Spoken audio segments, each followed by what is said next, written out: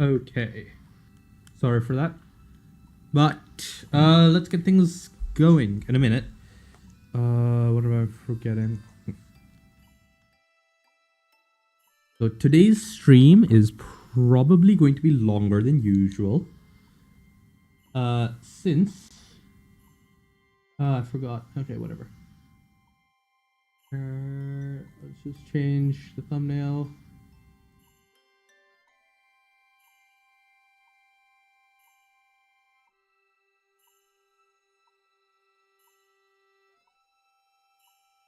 Edit. Change to. And then I do need to change some stuff.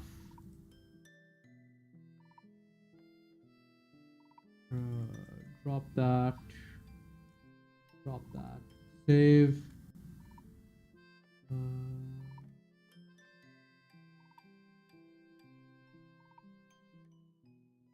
Save.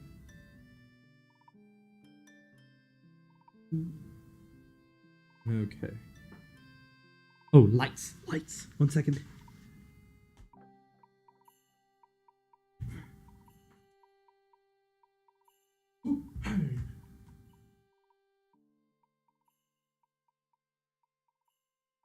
Okay.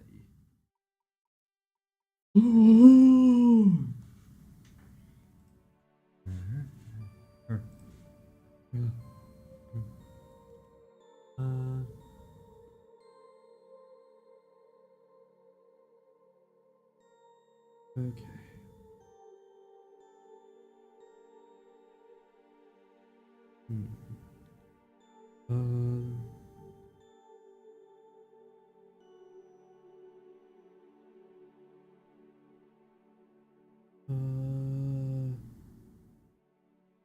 Primary layout and change category to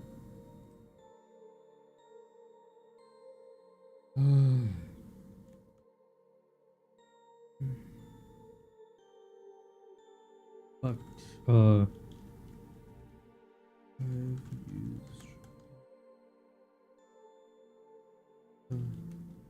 not the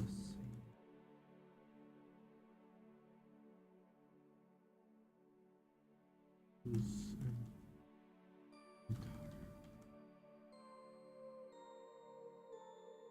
Um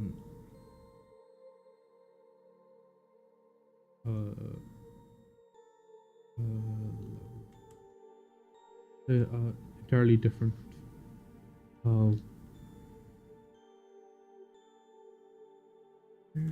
However, while examining, I think it might be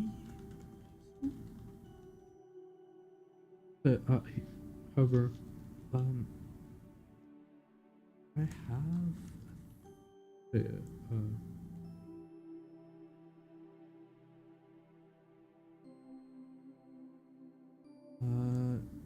not that I have been able to find.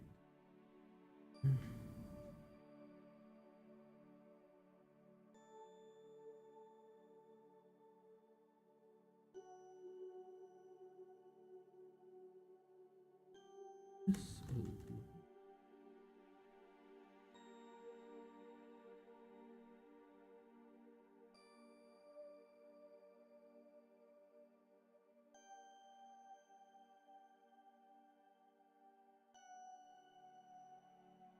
as the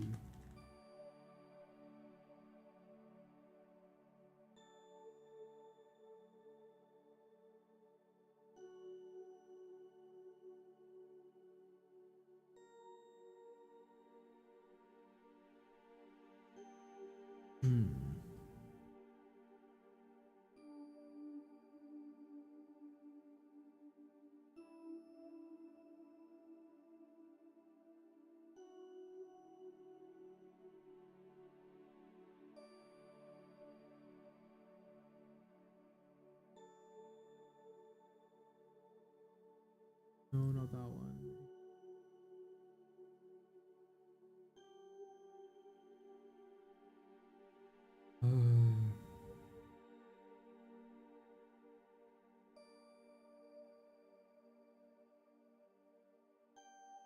Uh, uh,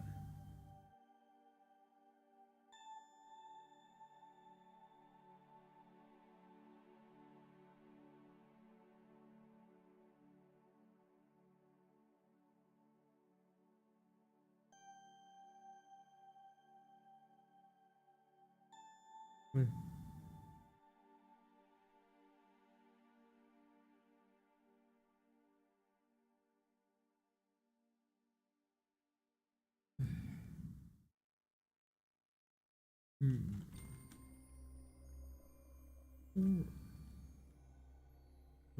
Born.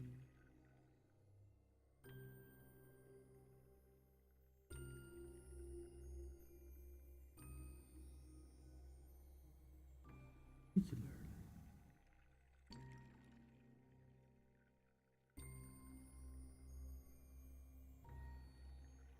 Just.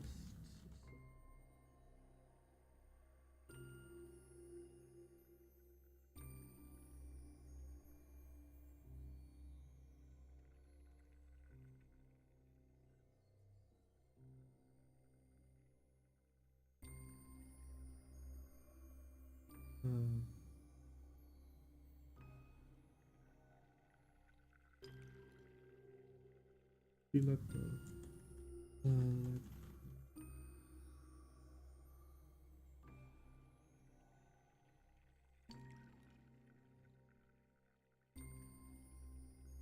Drop to the table.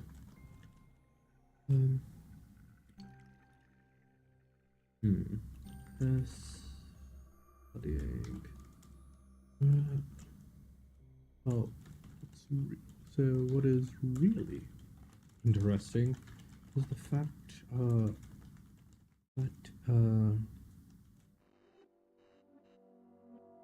that it behaves.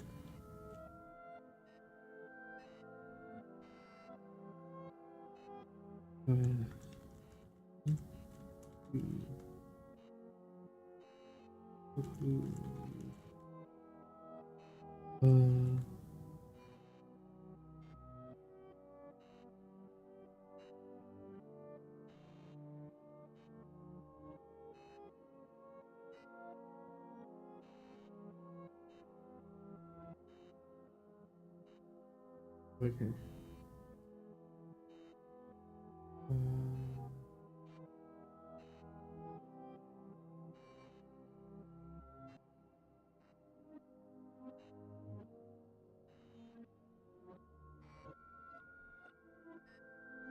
Let's see.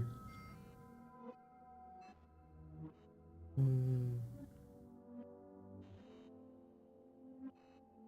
uh,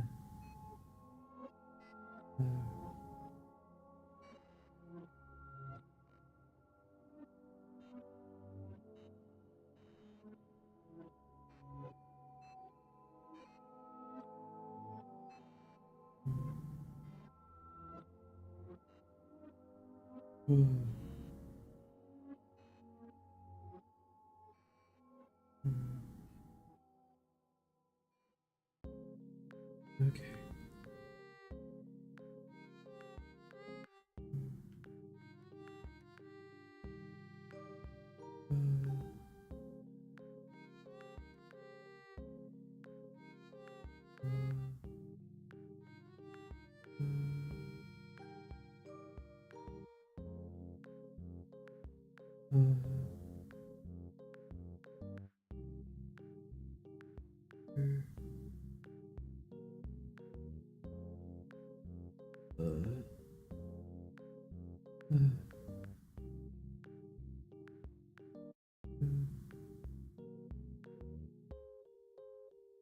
Hmm.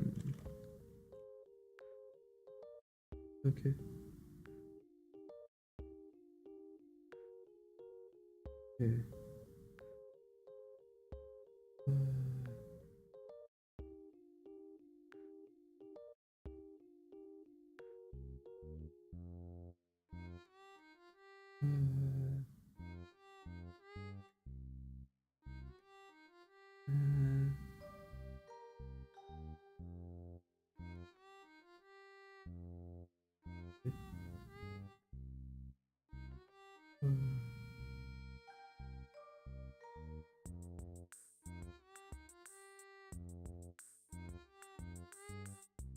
Okay, so what do you think?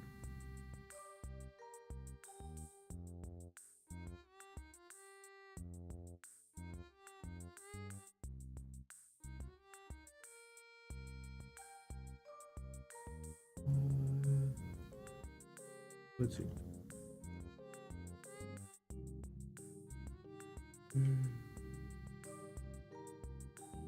Hmm. Yes. Um.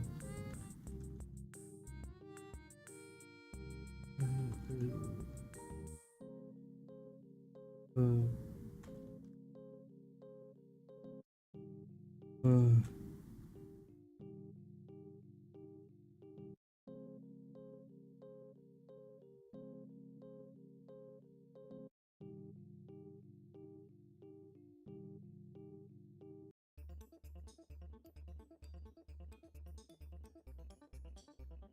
Uh. You. Uh.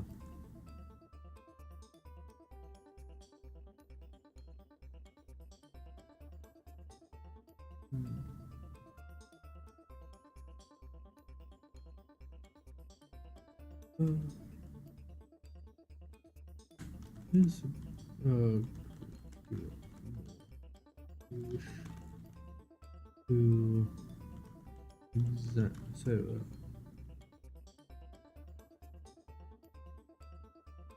there is more.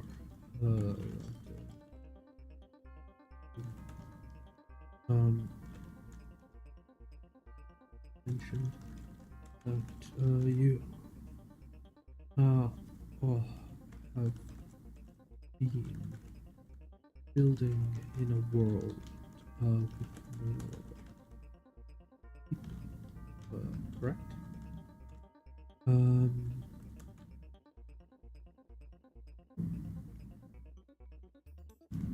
uh,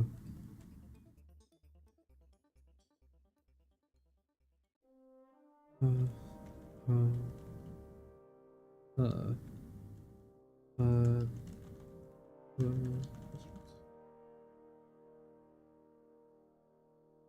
uh, considered so paused to think. Is this offer really or may I bring I said uh uh,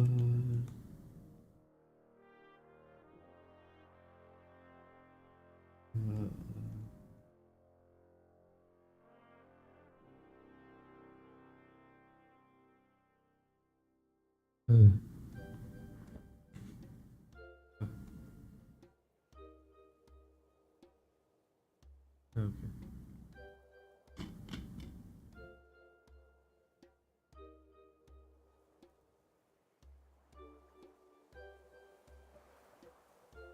Uh, uh,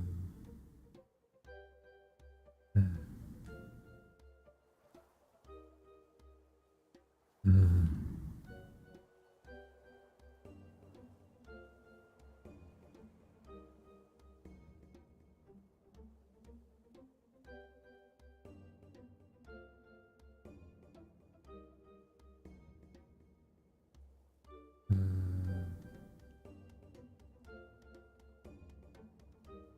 okay. So others. What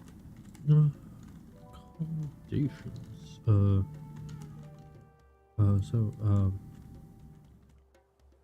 you mentioned that you have only recently been building.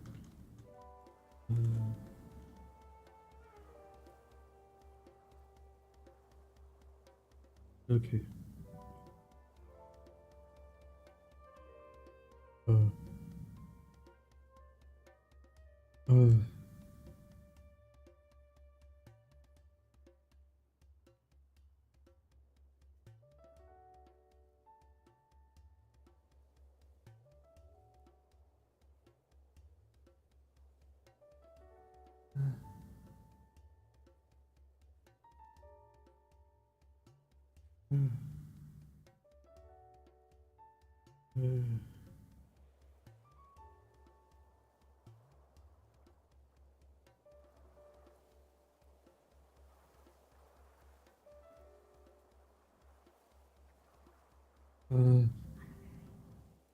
Okay.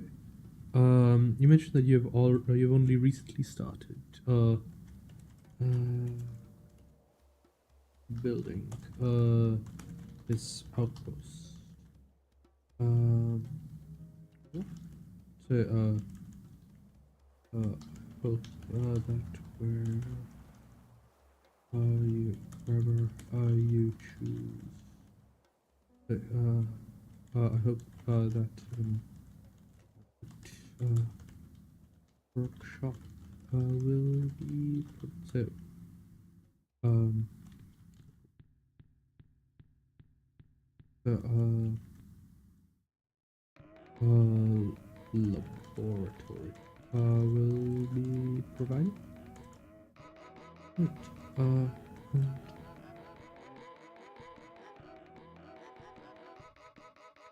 uh,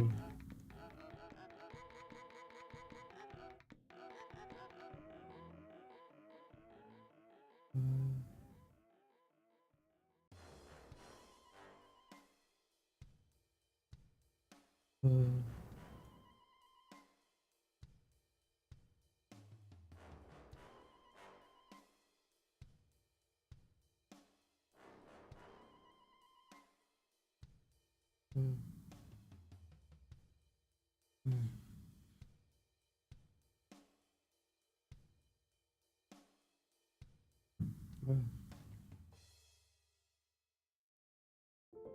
uh, uh, uh,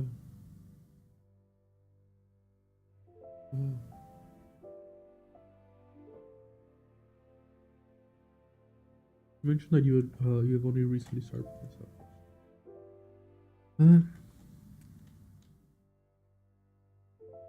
That will be no issue. Um, uh, uh, the following. This was perhaps the most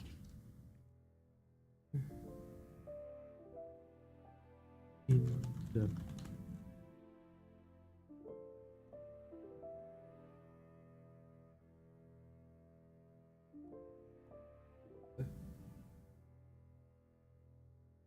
In-depth.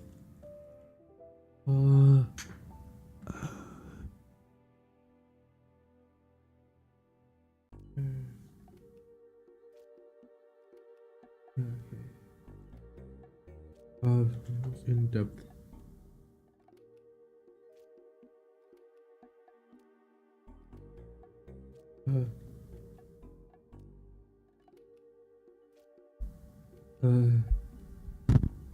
Uh,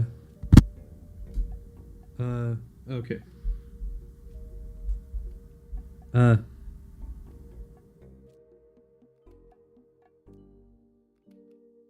uh,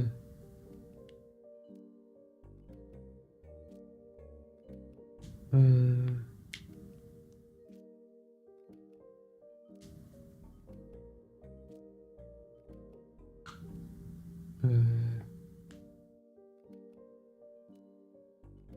uh, uh,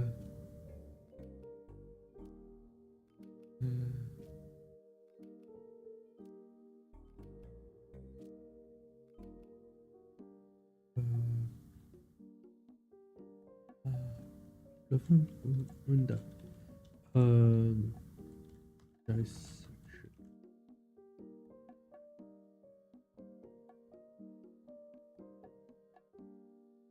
um, of Jin's that he had received thus far. Full.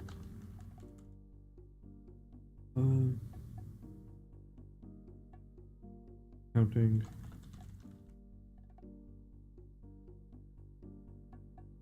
Uh,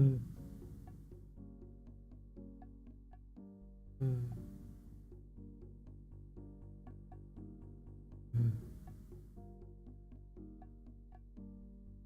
uh,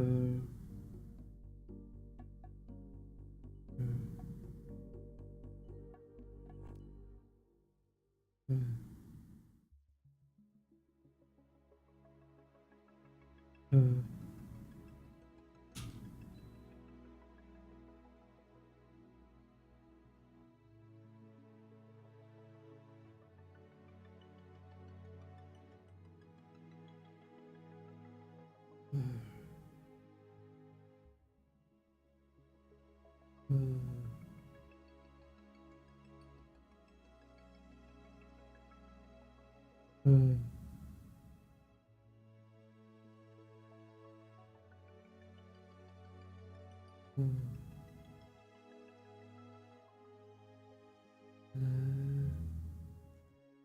uh, full counting of the on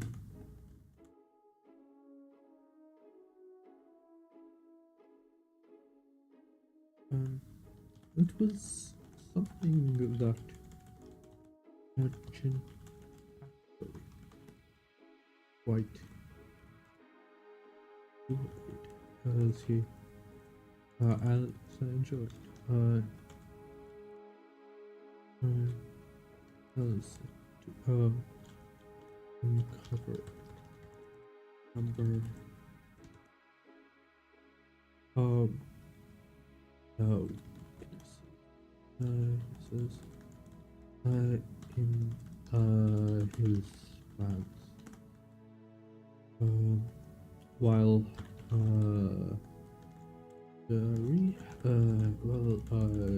his teacher seemed quite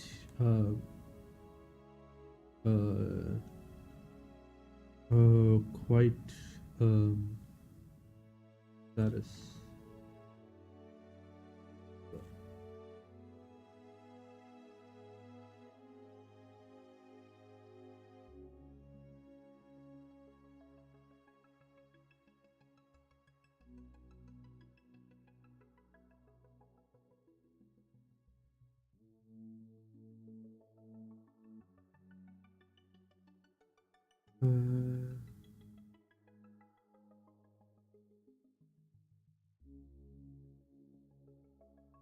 Doable.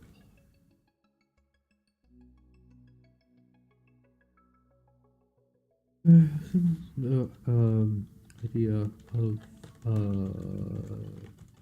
the plan accommodations uh,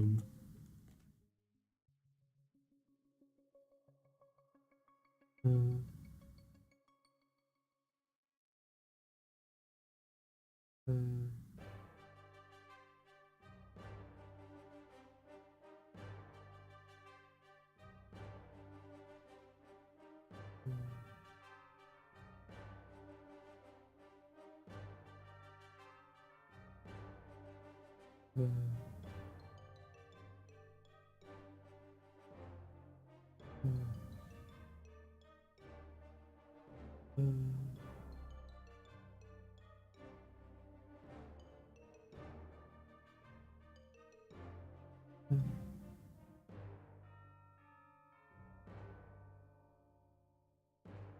uh,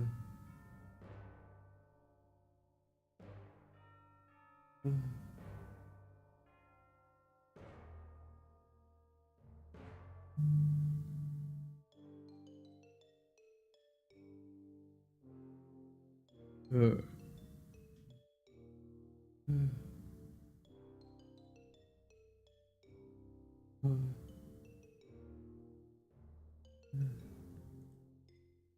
uh, Wells do you think was have for kind of recommendations? It was so it had revealed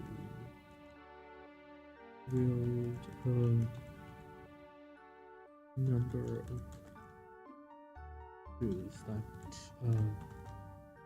had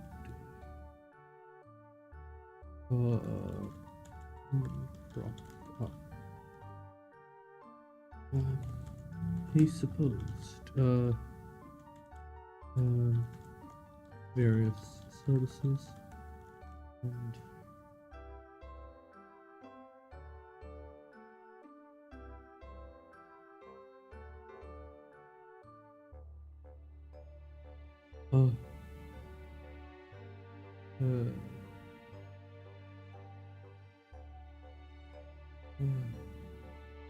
okay.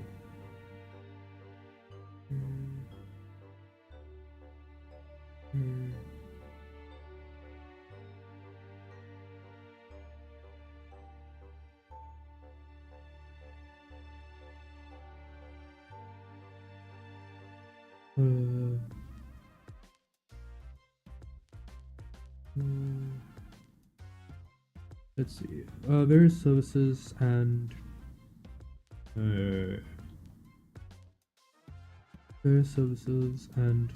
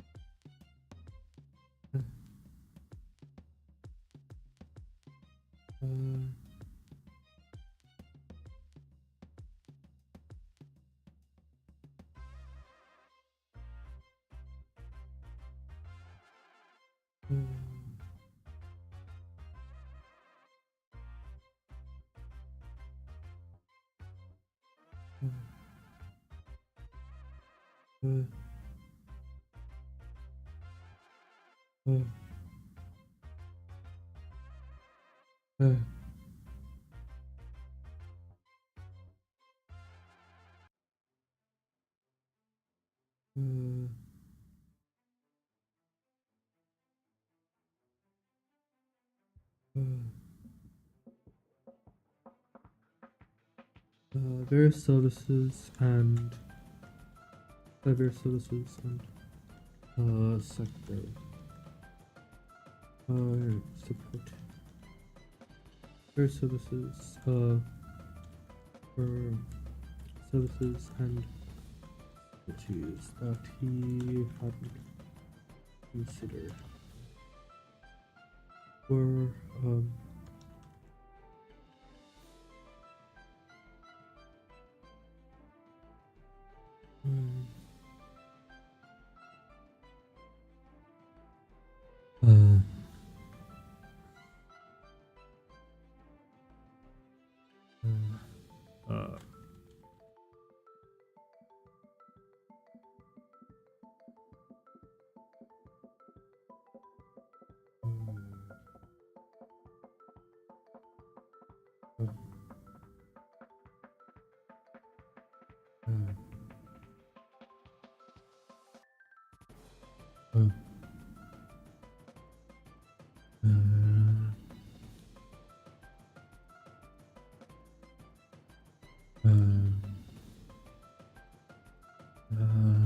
various services and facilities that he hadn't considered were found to be missing from among the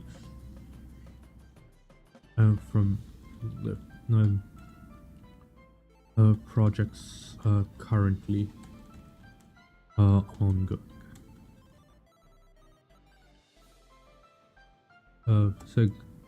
Currently underway. Damas. He suspected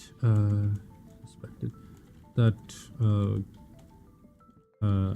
given he had largely been recruiting from among people who would have no expect such services. He simply hadn't come up.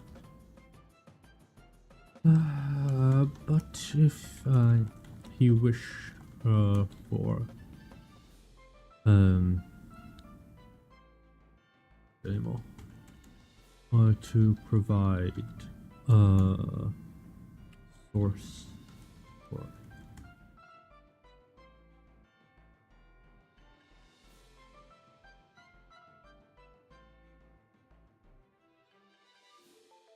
uh,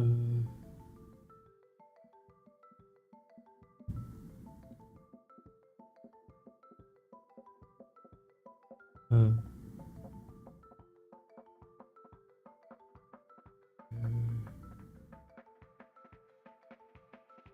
okay. Uh,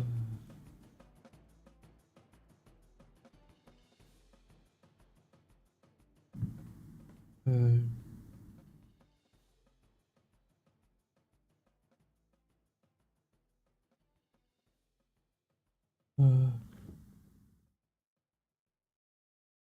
uh,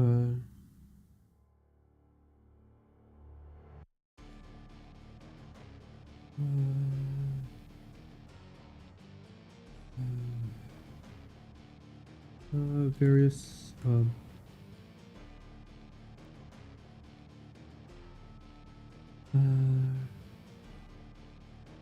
at the with the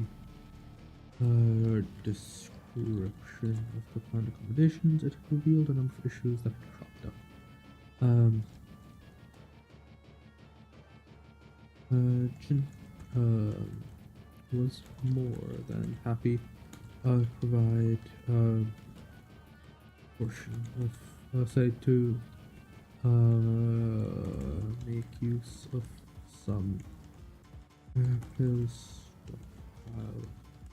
wealth to purchase decide to allow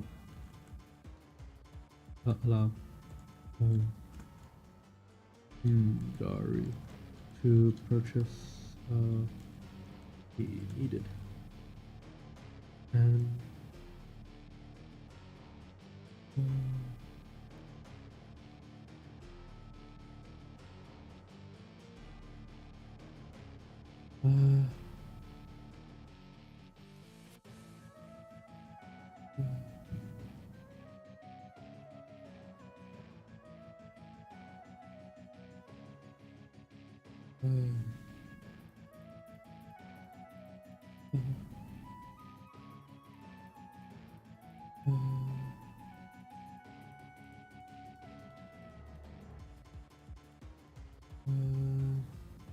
Jin was more than happy to Jari purchase what he needed, and Tilly made a note to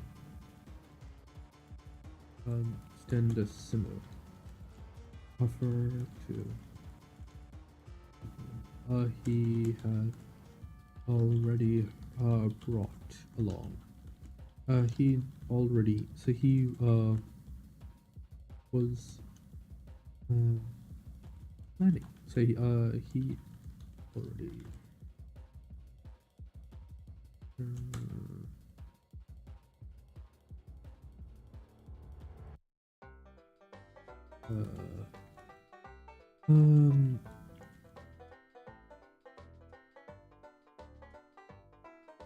I quite enjoyed as it was reassuring.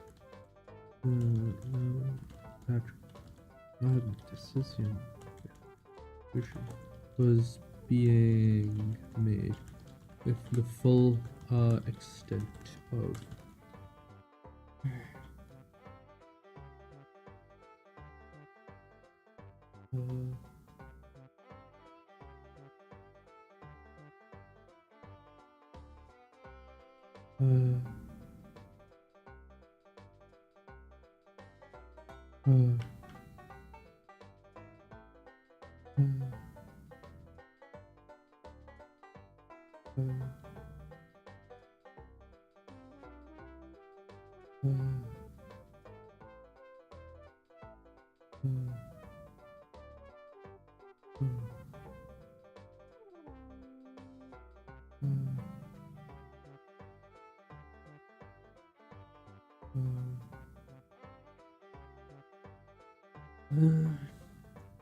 reassuring to know that the decision was being made with the full extent of so with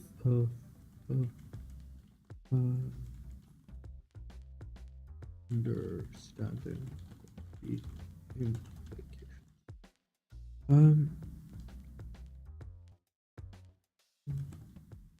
Did have to clarify that he had issue with bringing others along.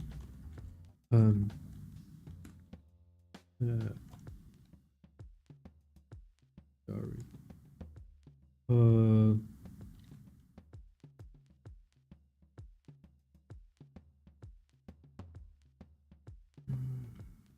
Apparently. Hey, Existential AFK, how you doing? I am going to be switching over to my Game Jam project in a little while once my brain has stopped buzzing, because I'm stuck on this project for a bit.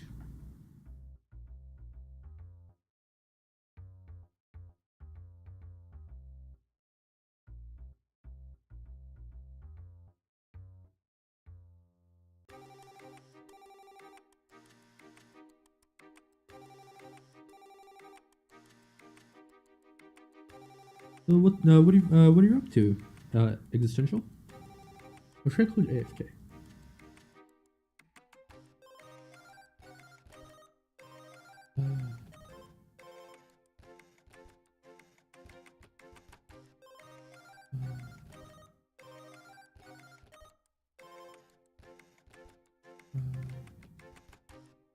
Ooh, nice. Yeah, I also had a day off and I caught up on so much sleep. Did also have to clarify. Yet no sure. Dari apparently had grandson.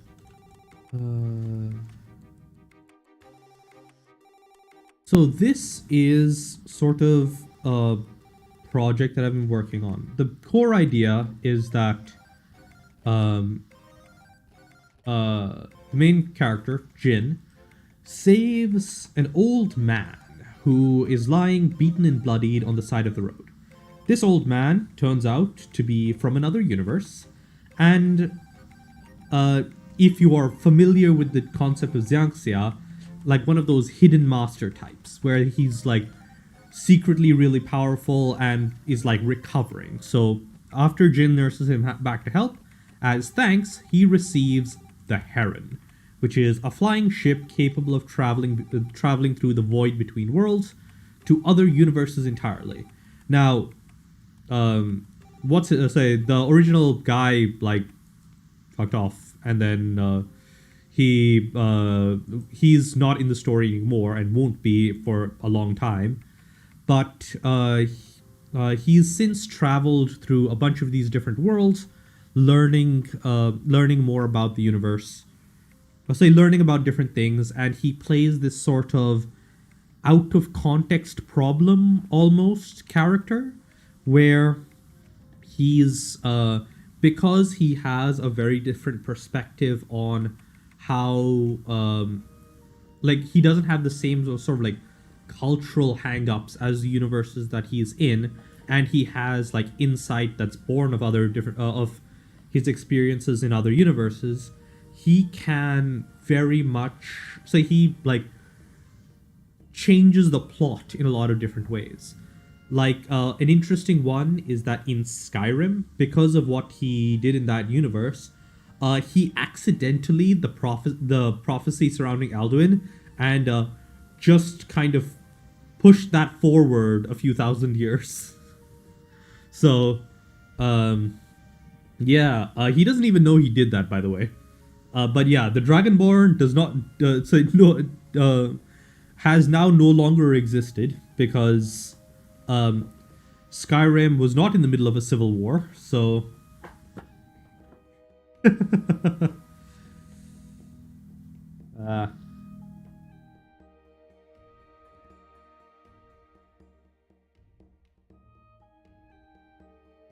so yeah, Basically the current. So the first arc ended in BattleTech. Well, kind of ended in BattleTech. It really ended with the discovery of Demo, but in BattleTech, he was kind of dealing with his first proper interstellar civilization and the technology that comes up with that. And as a part of this, he got shot at by a giant robot, and that damaged the Heron. He was able to repair it, but it still damaged the Heron.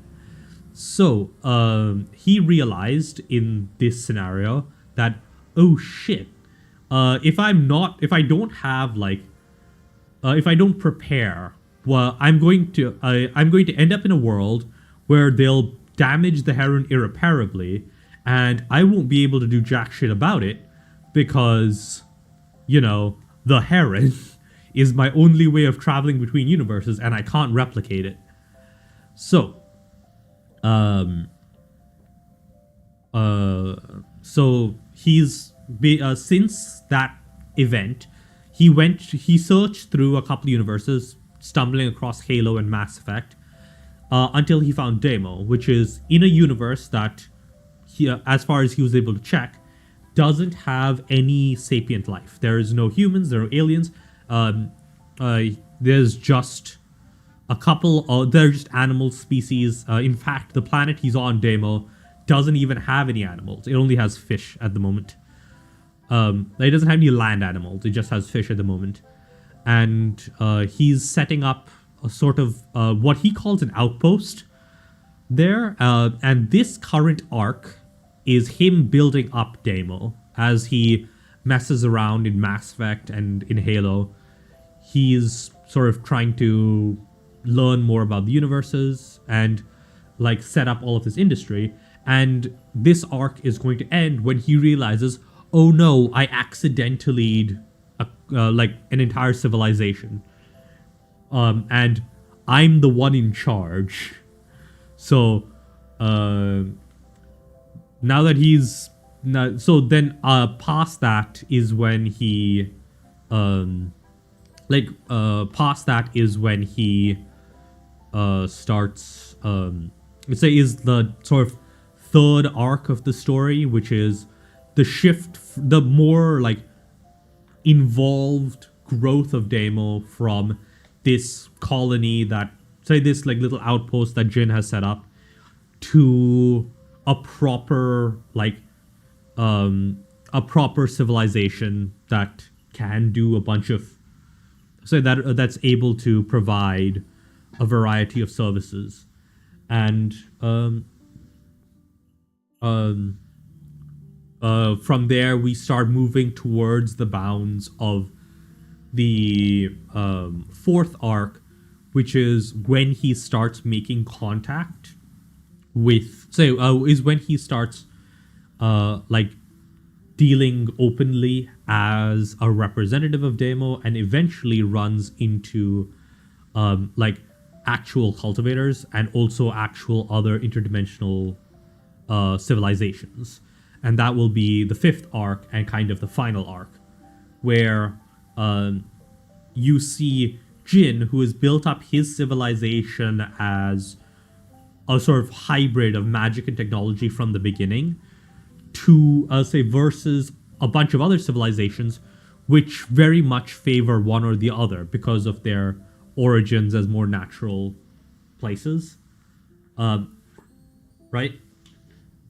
Because like a lot of these places were most of these places were started by people who developed interdimensional technology on their own, so they would have like history that pushes them towards magic or technology or whatever else. And yeah, that's kind of how the story is set up.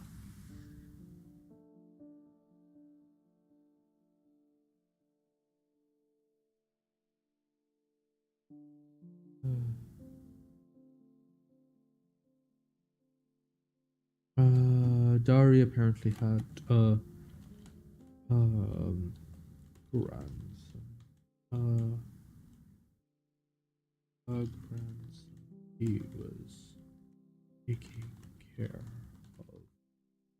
Since,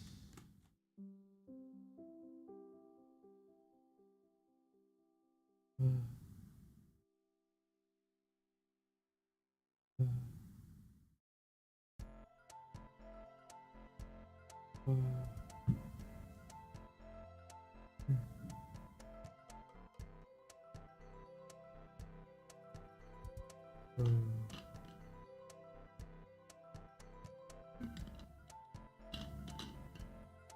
uh,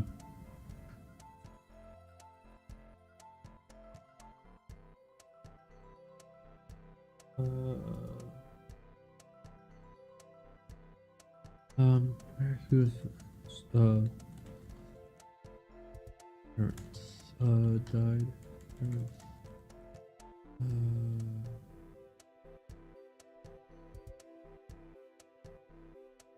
No, we're not doing that. Um, the um.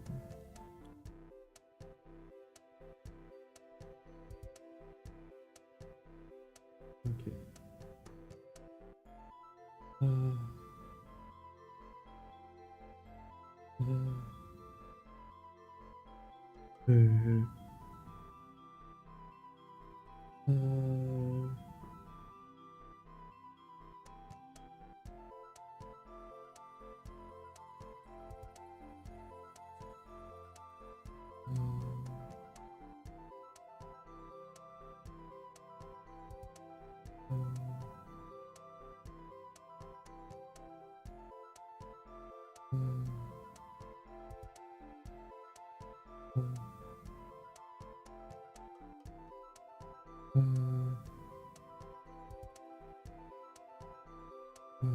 Jin did have to clarify no issue bring others along. Dari had asked. I had oh, for the game jam game, yeah, that's a separate thing entirely. It's nothing to do with this, but yeah, I'll be. That is. That is more. It's like a mech battler where you like scavenge your defeated enemies for parts to upgrade your mech, but that's a separate thing.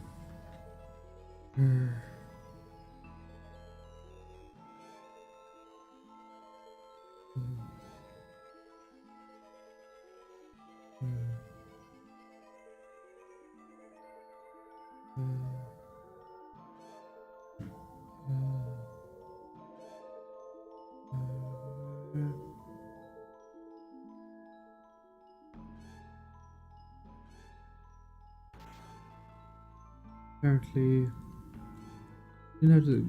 Wait, Dari apparently. Said, after Jin had said that he only intended to recruit Dari, and he did have to. Okay, Dari apparently knew of others who would be interested in the opportunity and was willing to share the and was was willing to find.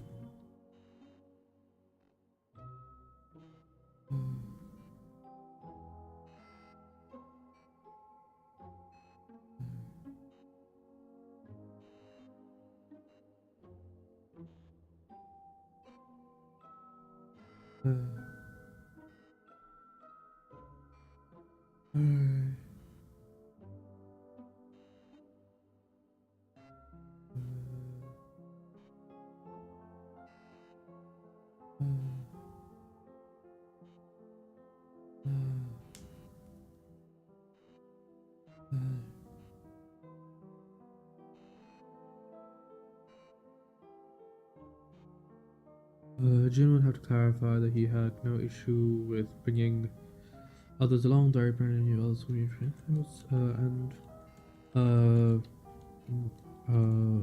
was interested in finding some assist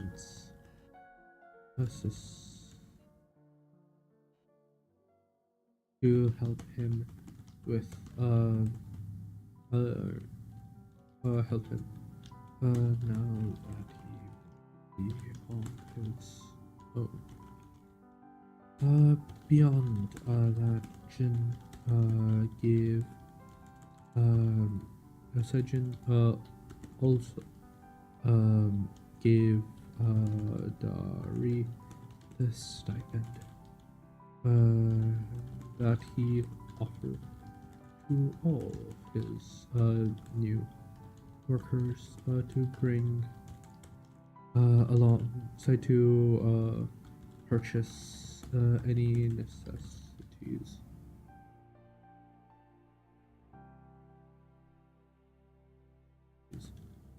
Gods I can't spell that they would need for such a journey.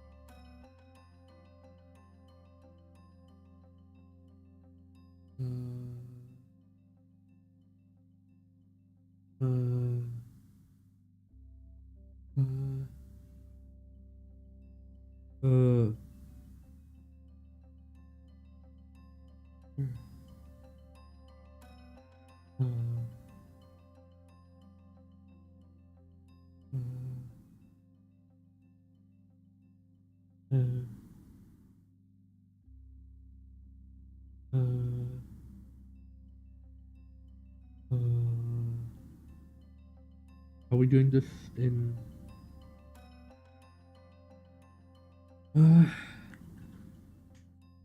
Okay, hold on. I'm gonna be right back. Just a moment.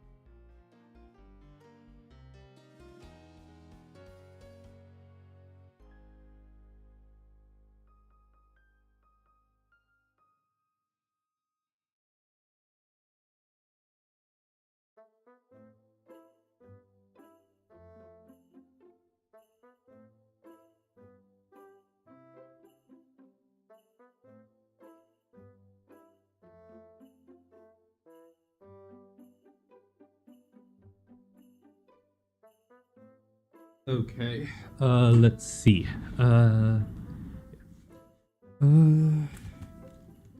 Despite his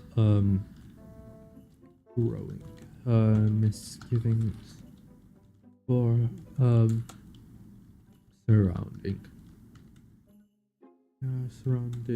that universe, his commitments to XCOM remain.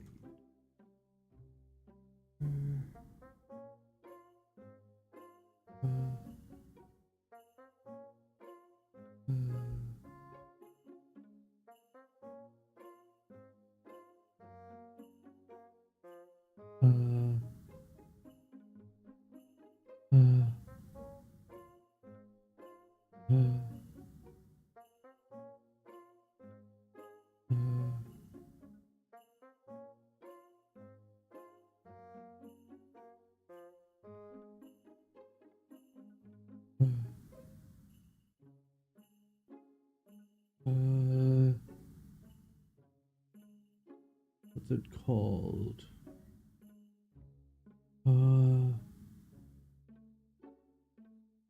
It's called. Okay. Uh, uh,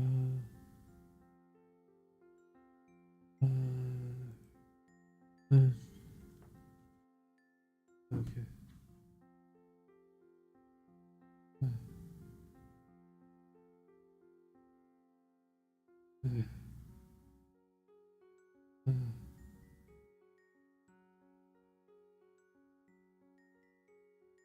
okay.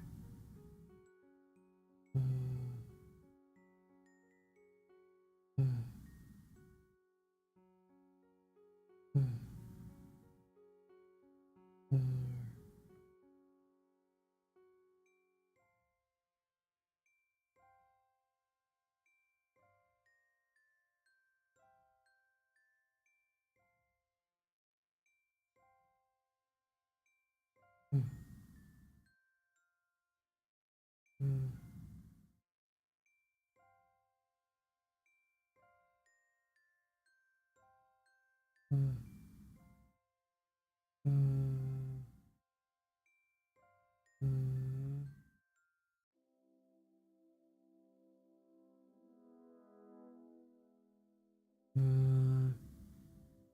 uh, uh, the so he still had some three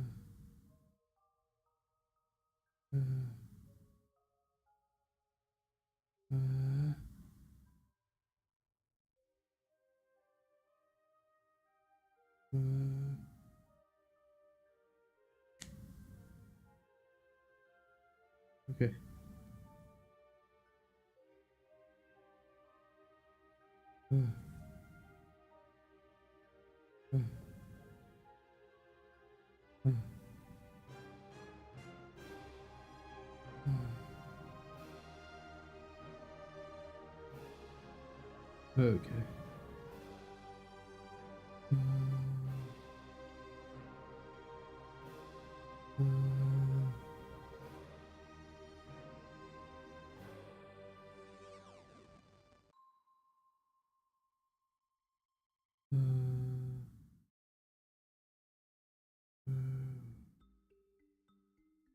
They still had some time. They still had several hundred staff in their own outpost in Skyrim.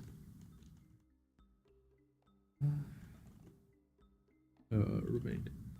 Though even those were starting to come to an end. With the limited range of psionic abilities, they played a little part in uh,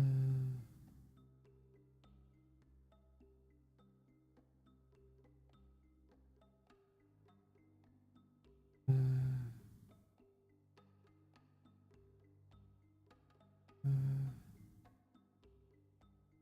uh,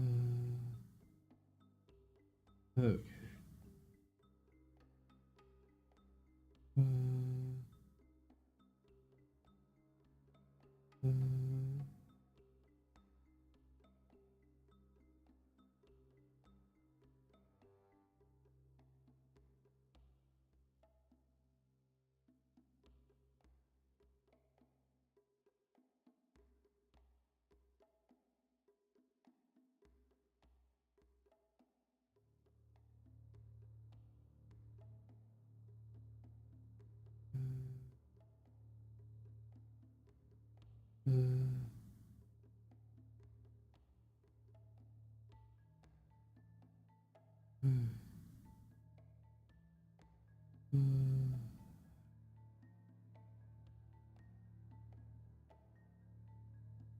Okay.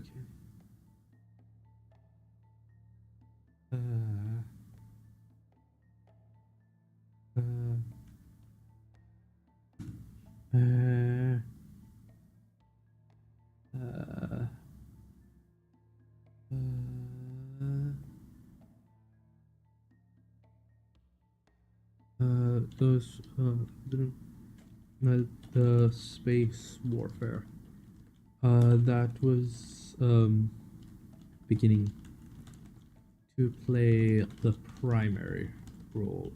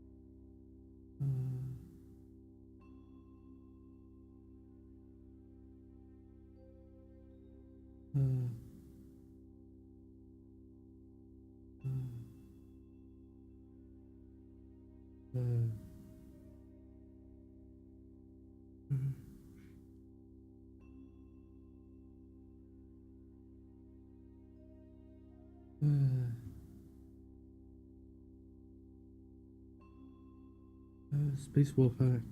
They played a little part in the space warfare that was being too. That was now the primary goal was in terms of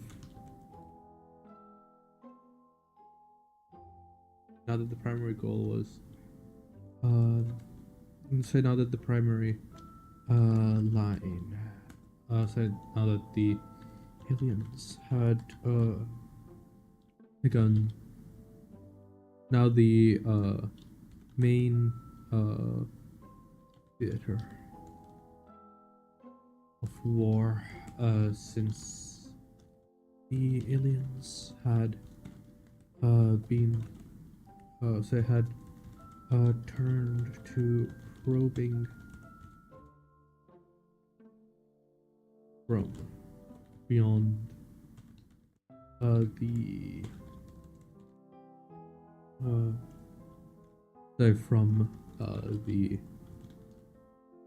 Kuiper belt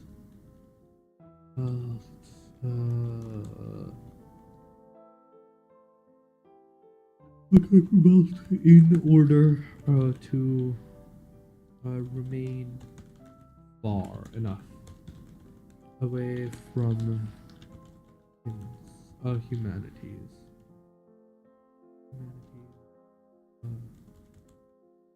Retribution.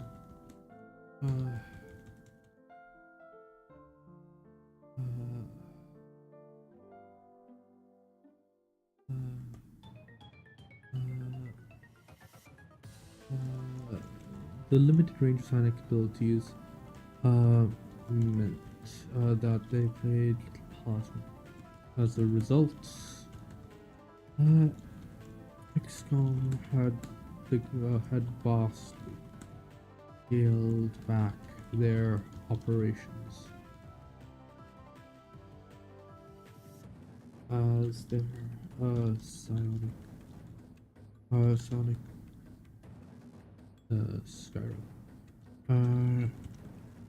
especially as uh,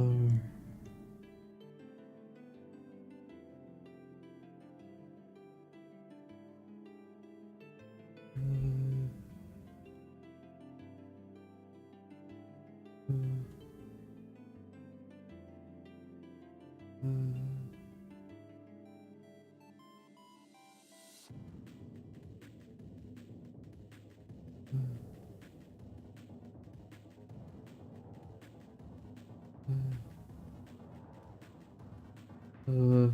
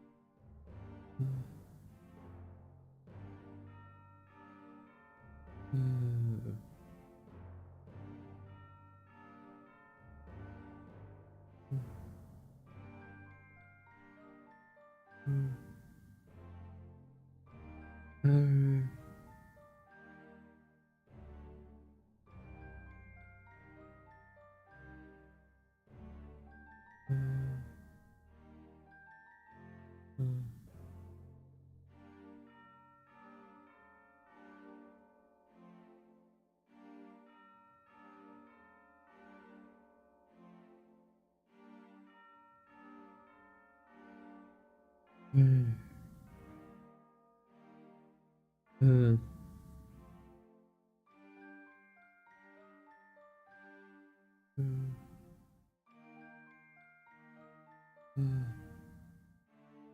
uh, as a result, XCOM had vastly scaled back their operations at Skyrim, especially as uh,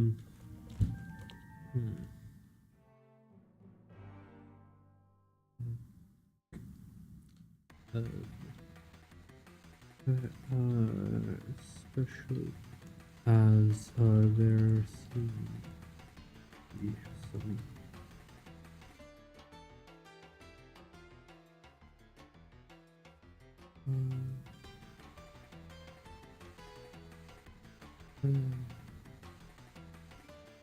okay.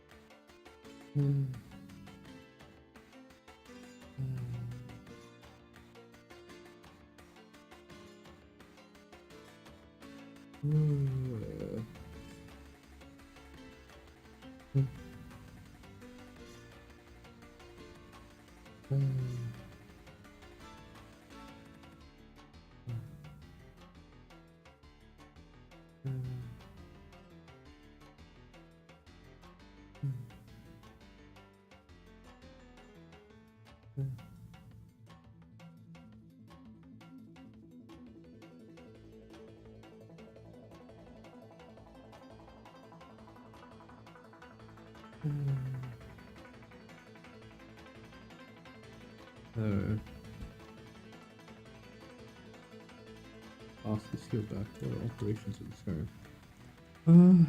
It had the point that there, or I'll say that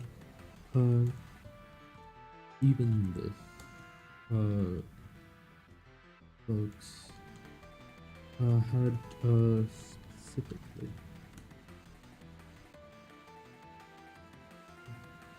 um, he'd actually been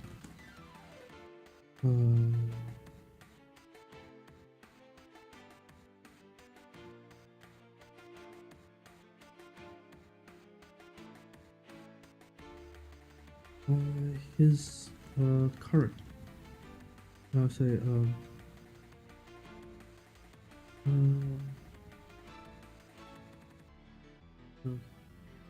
As they unloaded, the as they unloaded the heron, Jin found himself meeting once again with Annette. The young Romani. Woman. Had.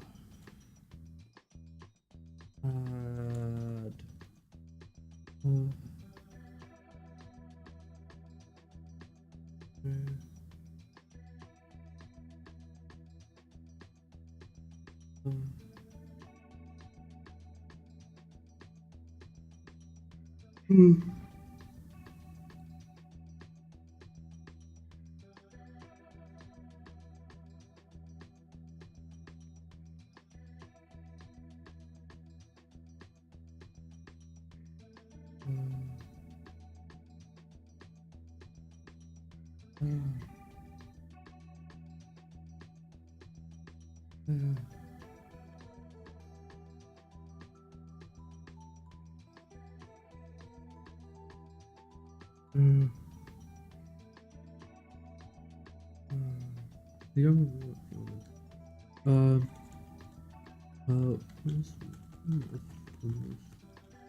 powerful psychics. Hello Zed, how you doing? That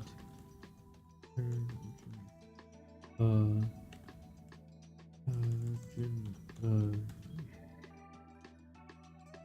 had ever encountered.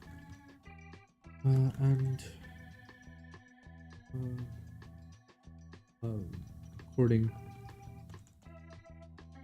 to the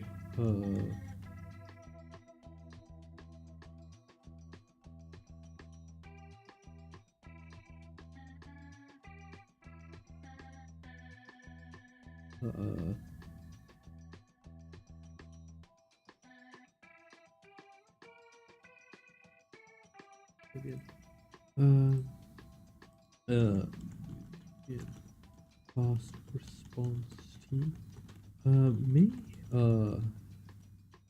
even be comparable to the ethereal. Ooh, nice. That's one less thing to worry about, isn't it? So much pain.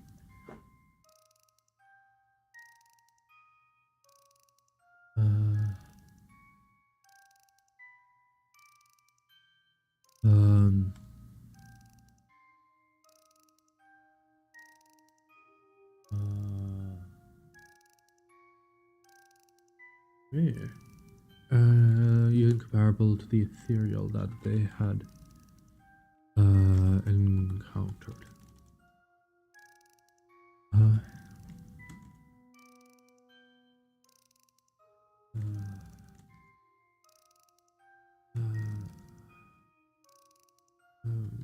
Huh? Yeah.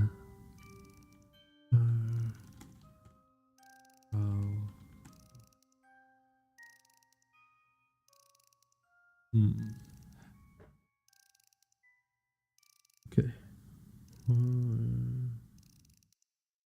Okay, sounds good.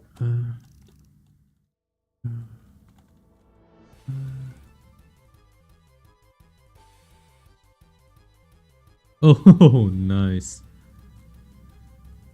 Yasuo is Yasuo. Yeah, is Yasuo from League? Oh no, yeah, he's from League. You play League?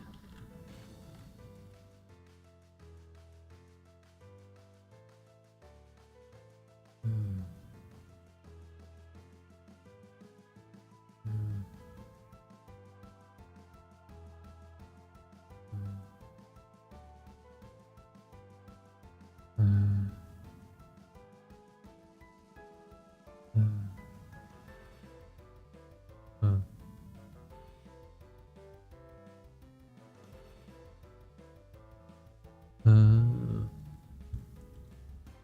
well, I hope you enjoy it. Jinyu and uh,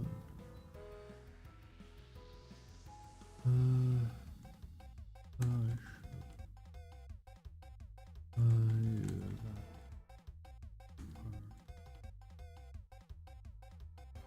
around.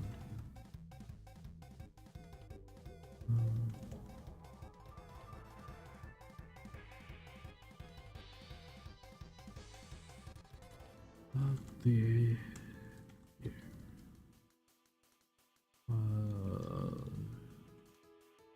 hanging over our heads. uh, it stays like say. Did you know that there was once a non-toxic MOBA?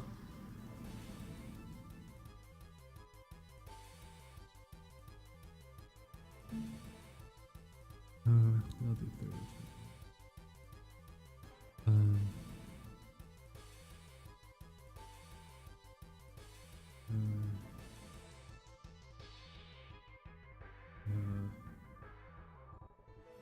it seems that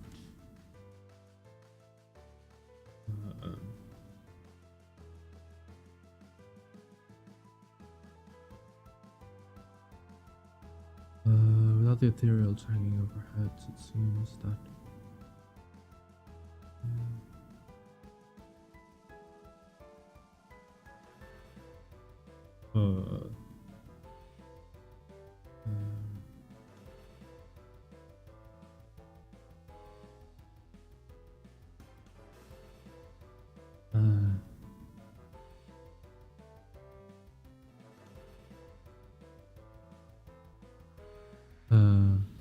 okay.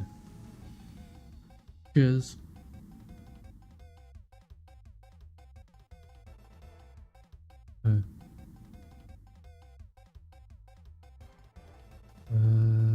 With that, it seems that say that I don't know if say that the big wigs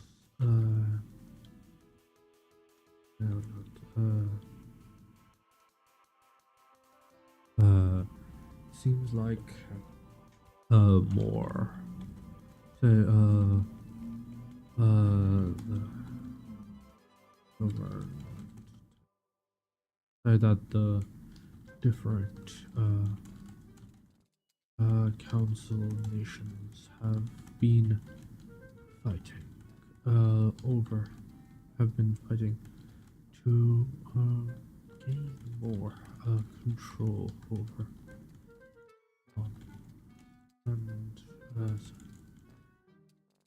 and uh, uh, that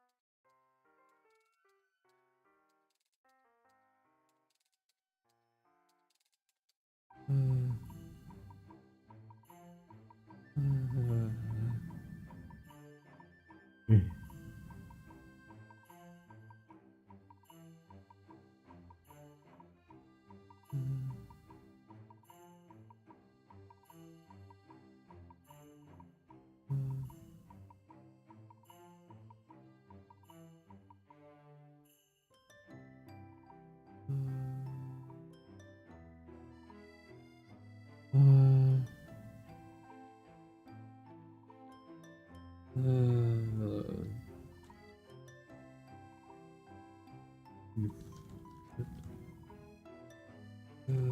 let's see. Beans.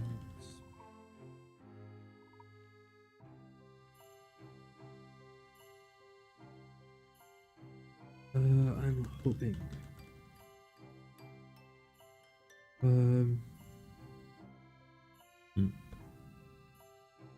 Uh.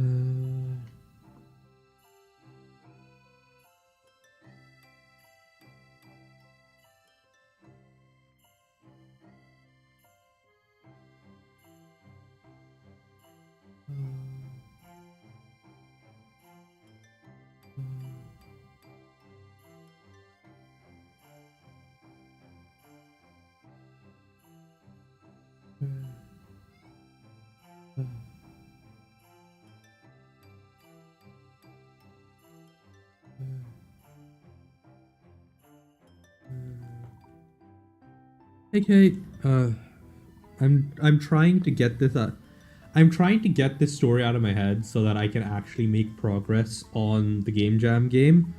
But for some reason, like the Game Jam game, I really need to like actually see some success on because ugh, it's a mess. It's a bit of a mess.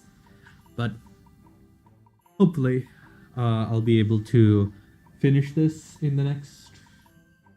As I finish this chapter in the next hour or so, maybe another one, and then I'm going to be. I finished everything I need to do for today. It was a day off today for me, so I should be able to stay long, and just kind of chug away at it. How have things been for you?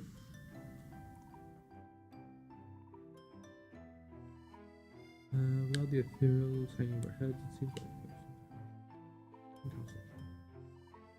Thank you. I see that you've been expected. It.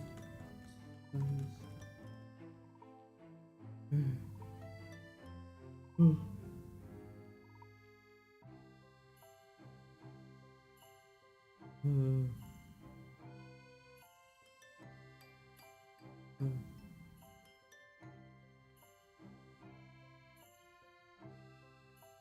Ooh.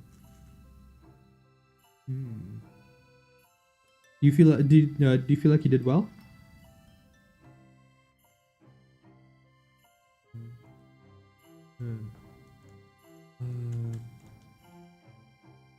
Ooh. That's good. That's great. Still path, right?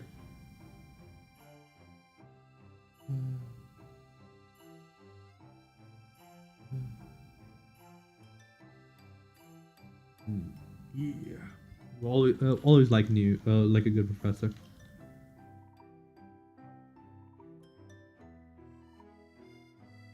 What do you have to say? What you study in English lit? Like any good books? Or was it all terrible? I know my experiences with English lit have always not been great.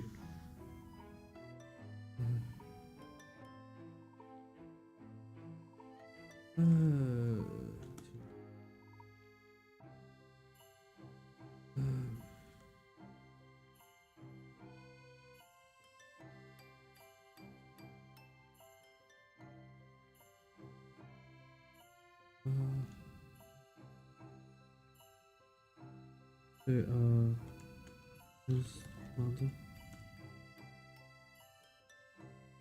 Ooh,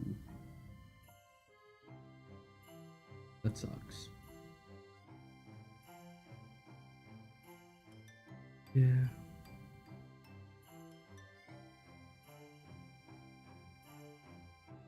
So, brain is not braining. So even so, cause I managed to sleep like for a good like 12 hours. Oh, okay, American lit. Is that more to your liking, or are there some local books that you'd recommend?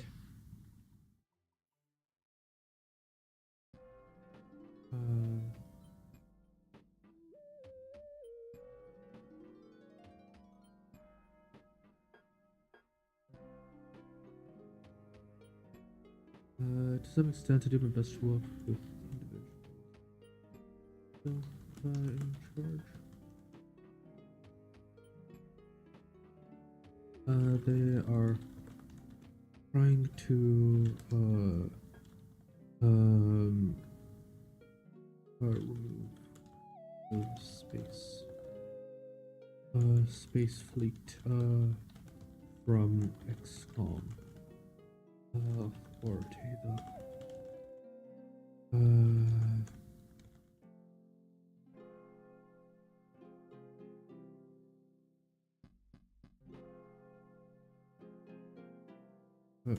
Jim winced. Well, at least. Yeah.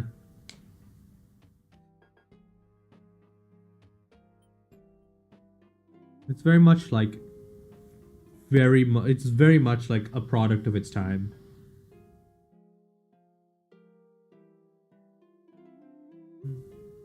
Yeah.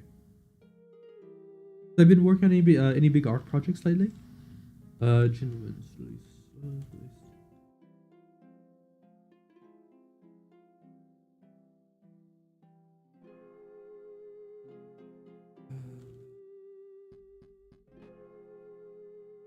Cartel. Any limit of operate space.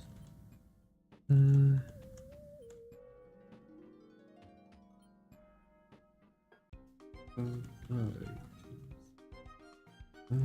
are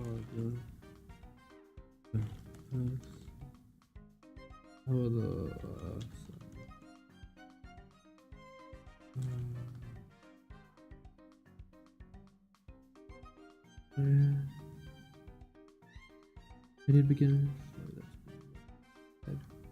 Ooh, nice. What you working on?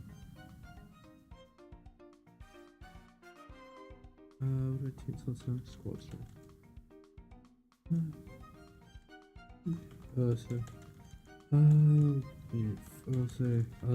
They don't seem all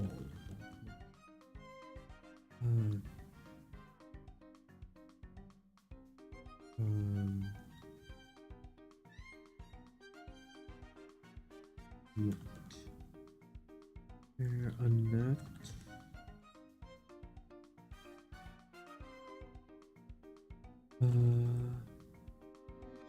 Ooh, nice. Yeah, I'm what do you call it? I'm planning on a Pacific Rim as one of the future worlds in this. So I need to like properly watch the movie. It's been a while.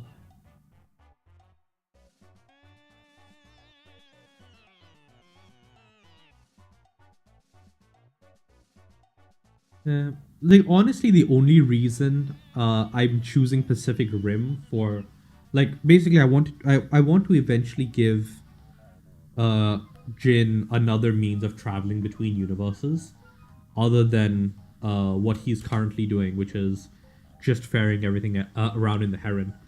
And what do you call it? Everything else has been kind of done before. You have sliders. I mean, technically, the Stargate Quantum Gate hasn't super been done before, as well as like the Stargate teleportation. But I also don't want to give Jin access to Stargate too early, because I don't want him to just be able to technology his way out of any problems, right? And that's what he would do if he had access to Stargate, because technology is industry. So basically, the way I'm playing it is that magic is not something you can automate. There's no way of automating it, right? Like everything, so you can keep scaling bigger with power, and you can do stuff that seems like automation on the surface, but in reality is just one working of immense power. So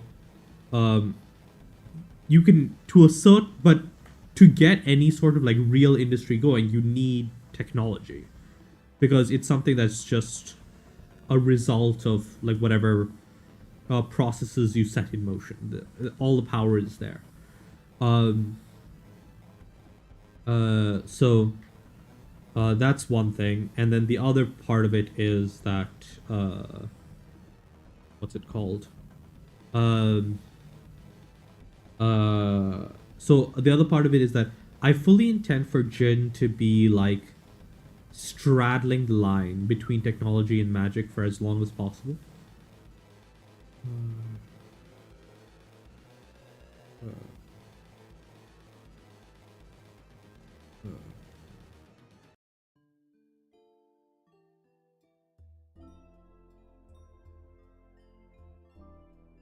So yeah. So yeah. Like yeah. So basically, the idea is that currently, the world is kind of balanced between. So the currently the thing is he's able to use technology to kind of cheat at say use magic to cheat at certain parts of technology, allowing him the ability to do certain things that like to give his forces like a boost in technology spaces, and technology means that he can field a lot more warriors than magical spaces, and yada yada yada yada, and it kind of like works in a broader sense there. And like the idea is eventually when Jin expands to the level of so the basically the way it's going to work is we've had arc 1, which is Jin spreading out, like exploring the universe, say different universes, um kind of carefree because he's always been kind of in a position of power in the first 3 universes he was in. In Ranma, he had like a supreme mobility advantage, and also, unlike the locals, he's not like he doesn't have the same honor code as the people of say the people in Ranma. So in Ranma, martial artists kind of have this unspoken code of conduct that they all seem to adhere to somehow, even the people who are normally pretty shitty. Um, but Jin kind of doesn't have that, and like several people in that universe are very aware of it, and like go out of their way to avoid him because they realize that yeah, sure, another martial artist, like he's not that great of a martial artist. Like yeah, he's strong, he's better than your average one, but like any any master of martial arts would beat him easily in a pure martial arts battle. But he's also the same kind of person who would just bring a gun or a bomb to a battle, and like, or and just like carpet bomb the place, right? So yeah, Jin is like very much if he believes the situation to be serious enough, like if Jin believes the situation to be serious enough, would totally just like bypass any like honorable conflict if he believed that the situation demanded of it. Basically, he's the kind of person who's like, yes, if you want me to engage in war, I'm not going to like single combat all of your warriors like you seem to expect me to. No, fuck that. I'm just going to like fly over your village and drop and drop like fire bombs on it if that's what it takes to get deal with your problems. Deal with the problems that you're causing, and like that's very specifically in Ranma. You have the Amazons, right? Jin basically when say well before he'd kind of given up on Ranma, which is a whole situation in and of itself. He basically yeah um um he basically told Cologne that yeah, if you want to say that Ranma is bound by your village laws despite being a complete foreigner and having no idea of your laws or anything else, then well, that means that you're bound to any laws that I can enforce. And I'm perfectly capable of burning your village to the ground. And that has kind of soured his interactions with the wider population of Nerima. There are a few people who like recognize that Jin, like yes, Jin would be say Jin is fairly intense and that kind of thing, but he has his own like level of courtesy that he extends to things. So like certain people like Tofu and Kasumi actually kind of appreciate Jin's like practicality and forwardness, but a lot of the martial artists, like the actual martial artists in the series, are very much of the feeling that yeah, Jin is like playing around with Jin is not a good idea. We're going to stay as far away from him as possible, and that's like kind of mess with that. But so that's kind of like that was kind of his thing in Ranma, and then in XCOM he had like key and cultivation, and it's like the equivalent of putting a soldier, like an actual combat veteran, in the middle of a scout camp, basically, right? There's rules that, or like a LARP camp. There are rules that Ranma martial artists deal with that other people don't. I say that like an actual warrior mentality wouldn't deal with, and Jin very much triggers that same sort of response in that world. And in XCOM, he had like cultivation enhanced key training that meant that he was always a better like melee fighter than all of XCOM really could deal with, because they're mainly dealing with like more they aren't really, say they're used to dealing with like smaller teams of aliens who are physically very fragile, but Jin could take literally a fusion cannon to the face and survive, albeit with a little help. So he was in a position of power there. And in Skyrim, he was backed by XCOM pretty much the entire time that he was dealing with that, which meant that, again, there was very little that the people in in Skyrim could do to harm him. And then moving on to BattleTech was the first world that he was legitimately in danger, because some guy in a giant robot can just shoot the heron and cause serious irreparable damage. And he was like, oh fuck. And then that was kind of the transition between Arc 1 and Arc 2, where Arc 1 was Jin is this sort of like out of context problem that's like basically free to act as he wishes, because there's nothing people can do to stop him. And then he realizes, oh shit, I can't really rely on that going forward. And he goes in BattleTech. He starts setting up Demo, which is this civilization that is based, it's not really not civilization yet, but it's this planet that he intends to make into a source of everything that he could need going forward in his travels. If he needs resources, they've got like an industrial base that he's setting up. If he needs food, they've got agriculture. If he needs like any weapons or technology, or like if he needs something made, they have the capability of doing that. And if he needs guards, for example, they'll also have warriors that he can call on. And that is something that he doesn't realize, that in setting all of this up, he's kind of just making an entire civilization.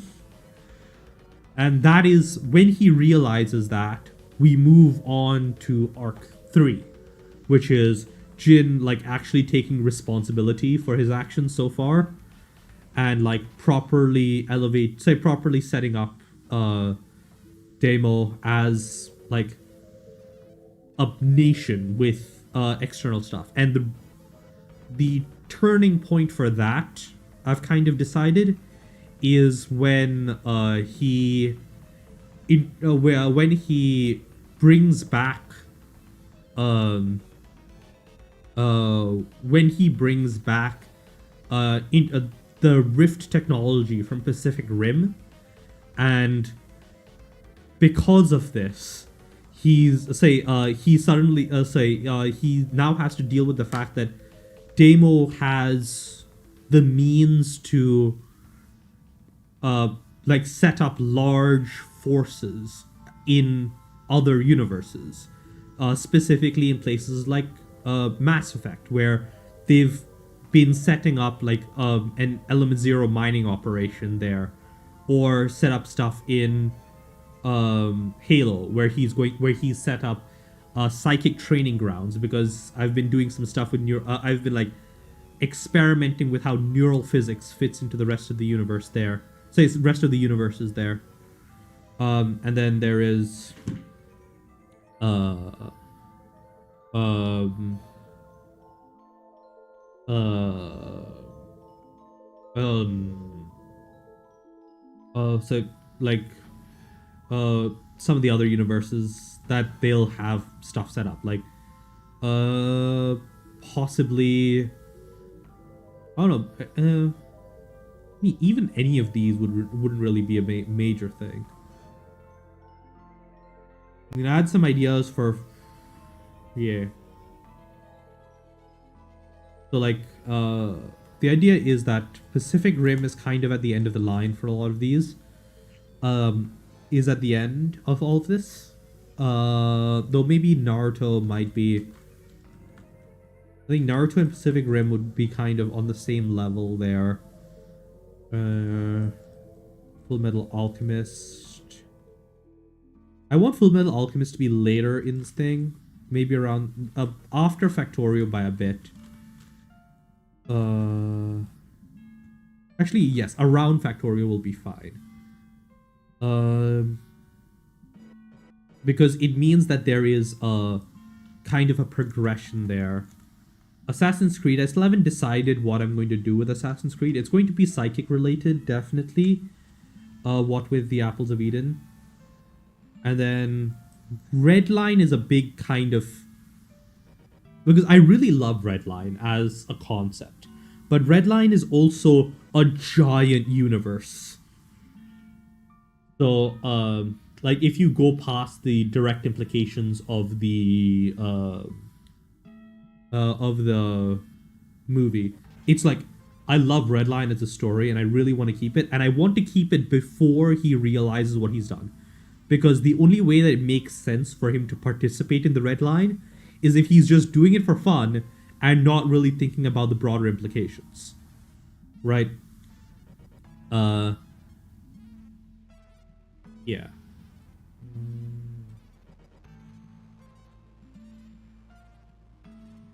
Doom is interesting. I think Doom ends up in the same place as Naruto, Pacific Rim, and Naruto and Pacific Rim, because it also has interdimensional tech, specifically with like the hell mining operation and all of that stuff. So I guess that these three worlds would be around how he, like, as they develop these technologies, he starts doing that.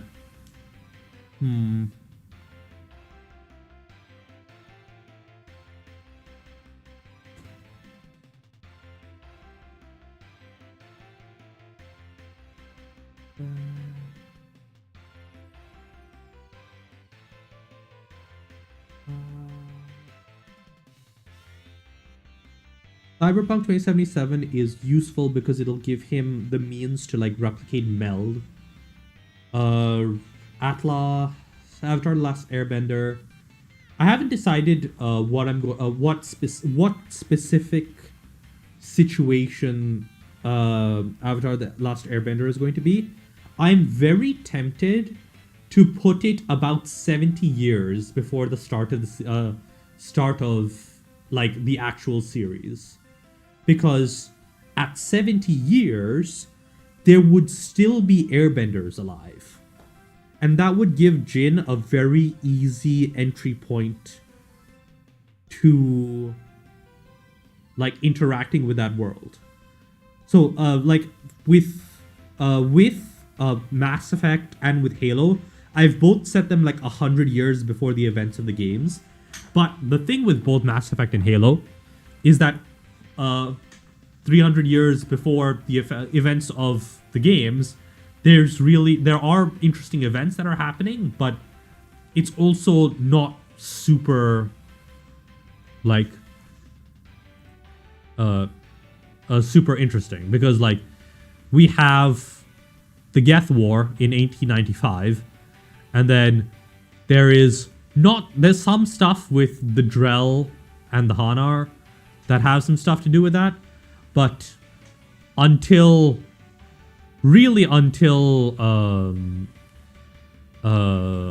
what's it called, 2148.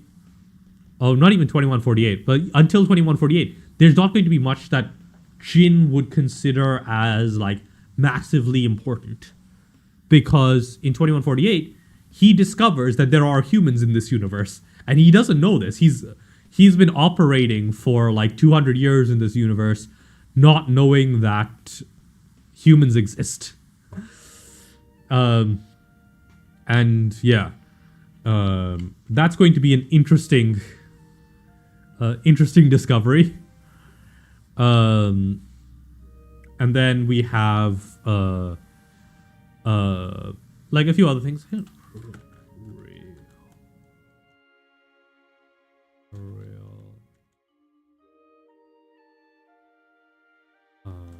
Contact with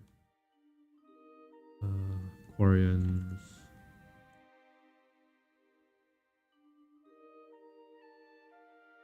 So there's the Yogg.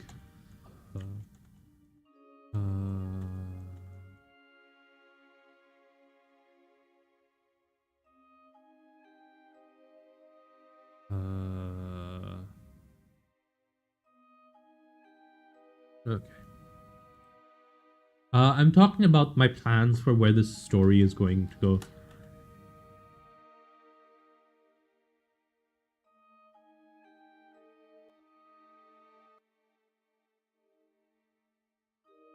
For people.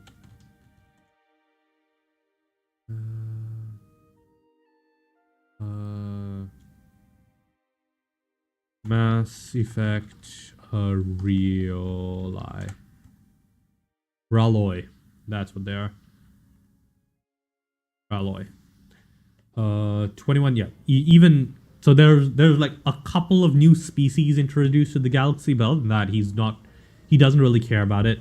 But the thing about Halo and Mass Effect that he's going to be interested in is that he's realized in his quest for searching for Demo that he was accidentally picking up on mass extinction events that had like tainted the feeling of those universes to him as he traveled through the void. So so in Mass Effect, he's initially kind of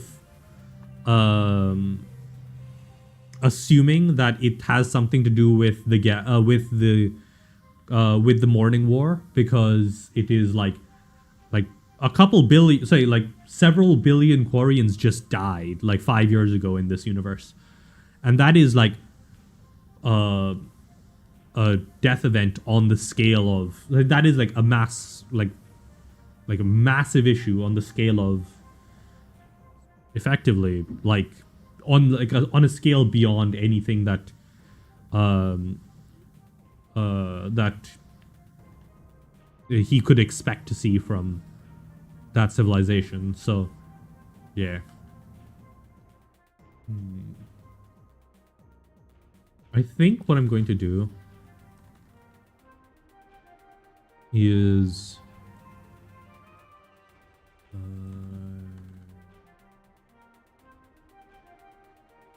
yeah, I definitely want Cyberpunk 2077 to be earlier on the series. Oh, we've already yeah. I have been delegated. They are shove deep corner.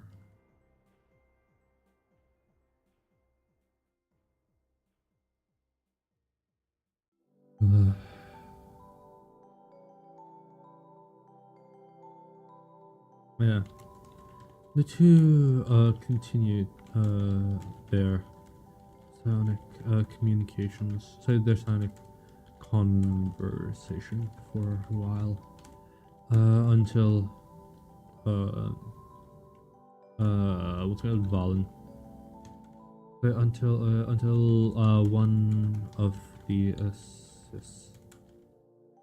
um uh assistants called on Jin. Actually, would the okay, so this is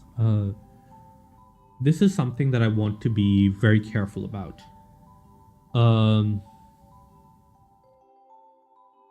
Jin knows enough about Illyrium synthesis that he could theoretically produce it himself in uh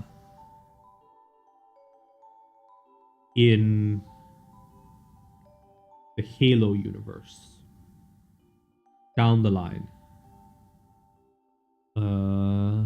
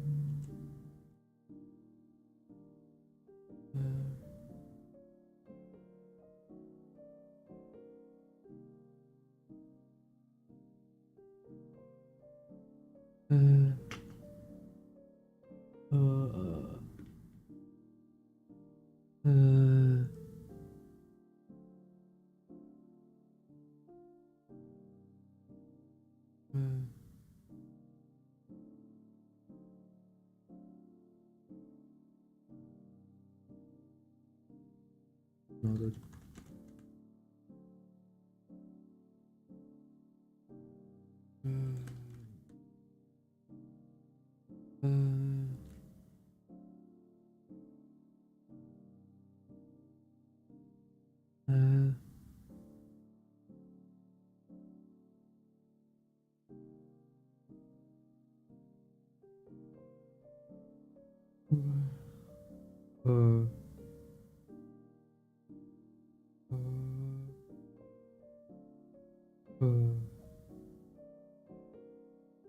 Mm.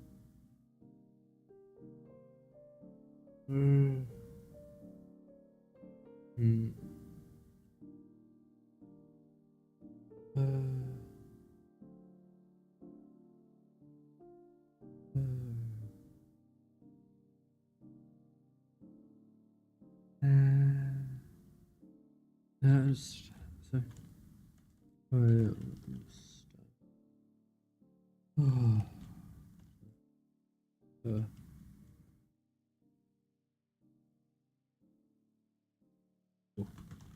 Oh, you say they have been able to. Um.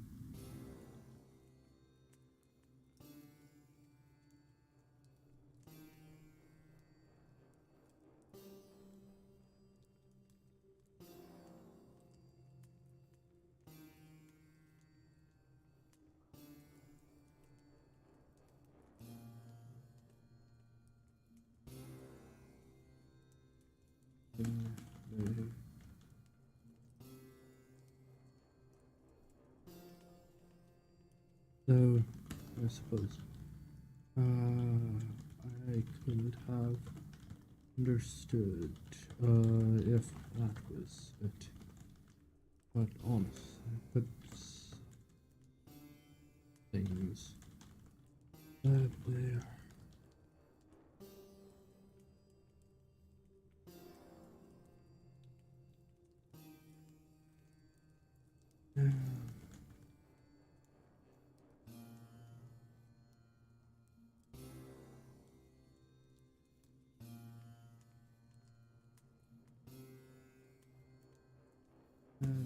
It doesn't help that they also want to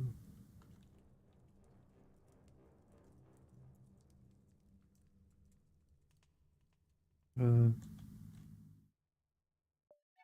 uh,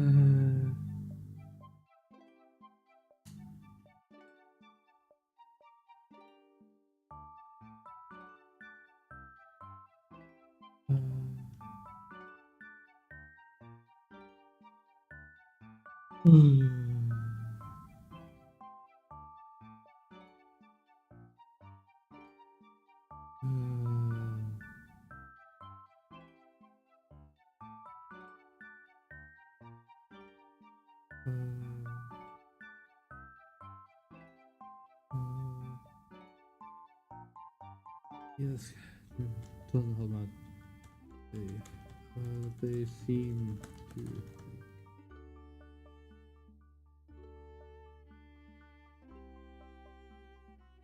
that can't seem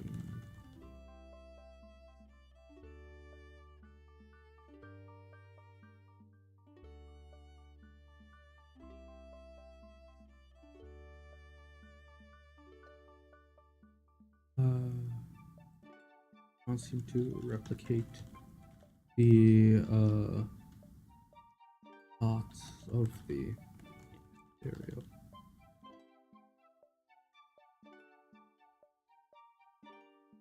Uh,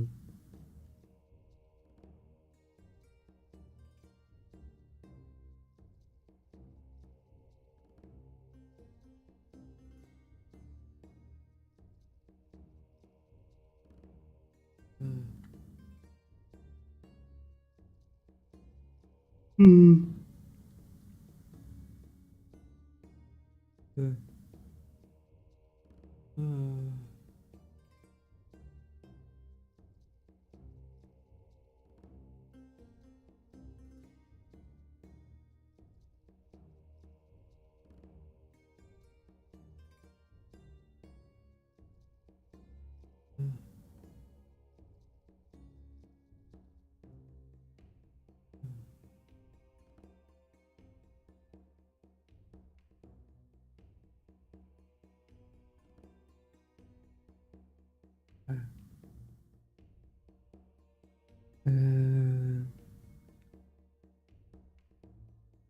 uh, uh, replicate those.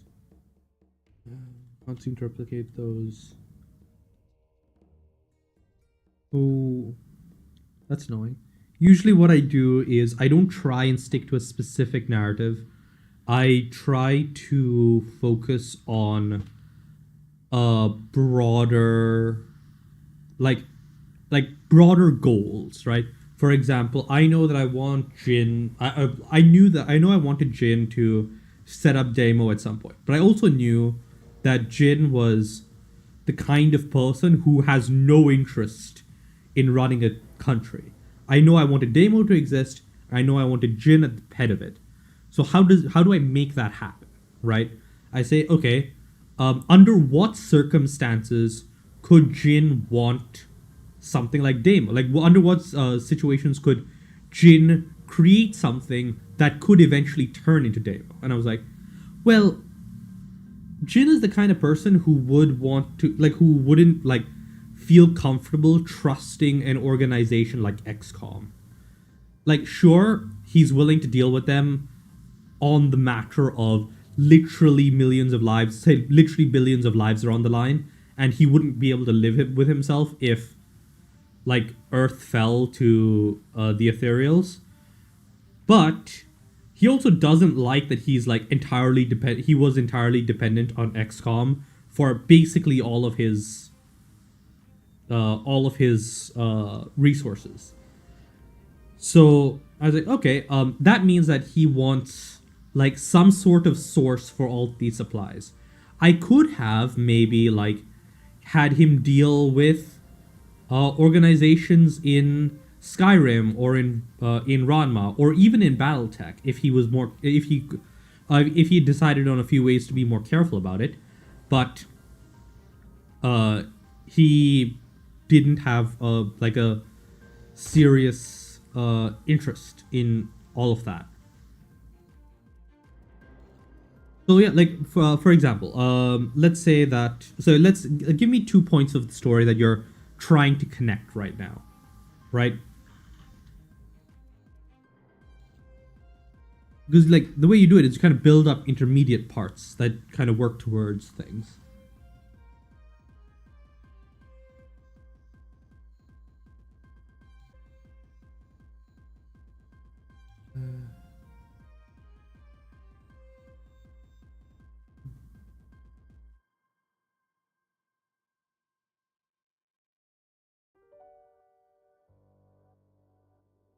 I guess yeah, those say replicate the implants from that say replicate the parts needed for mind even the ethereals the ethereals too strong for us to do the same mind control we did with the sectoids. So, uh,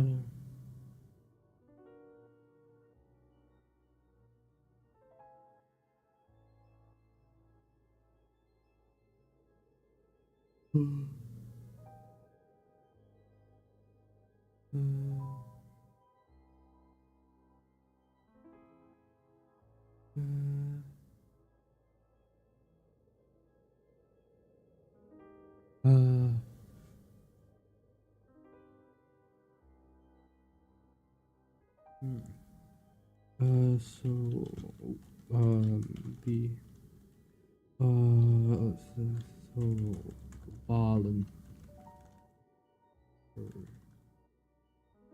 team are still, are, having to make progress slow way.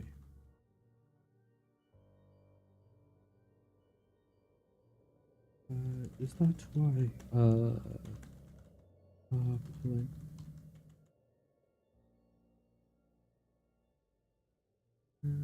okay. Um, okay. That's fairly straightforward series of events. what do you want to train? What do you want to turn that into?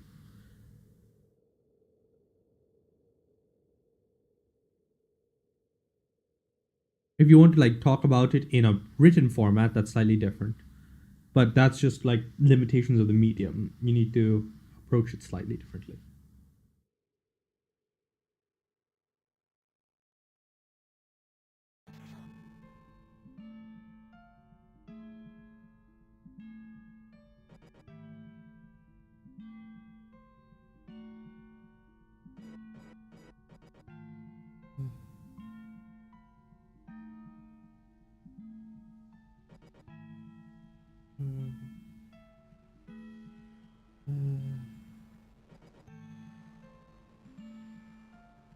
So the way you do that is you need to think about it uh, differently. Like, what perspective is the audience at?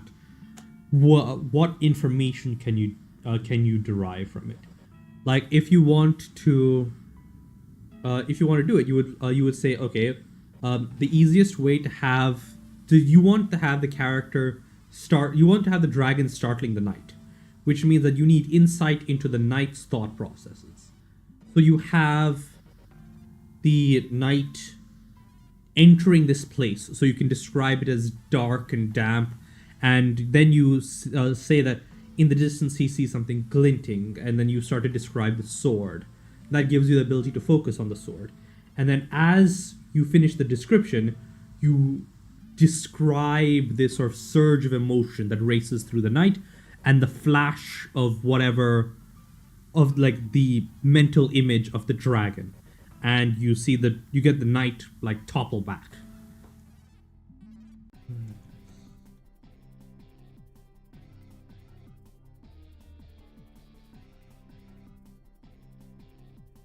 They are not. So they're not happy. The idea of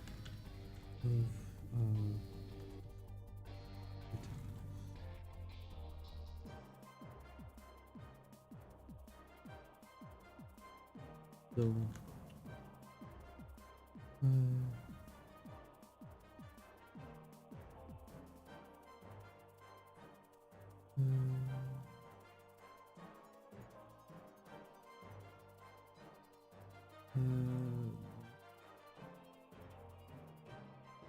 especially must be uh,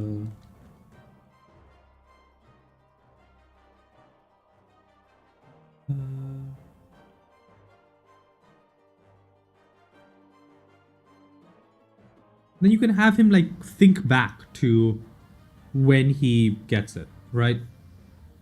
Just like have him sit and be in a situation where he might be more like reflective, and so he thinks about what happens. Uh, well, that actually makes more sense.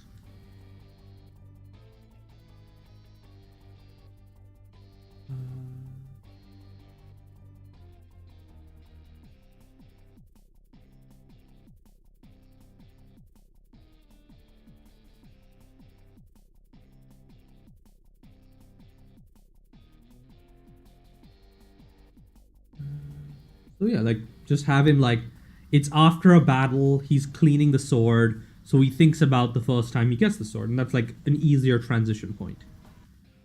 Um, they're not happy with it since the month.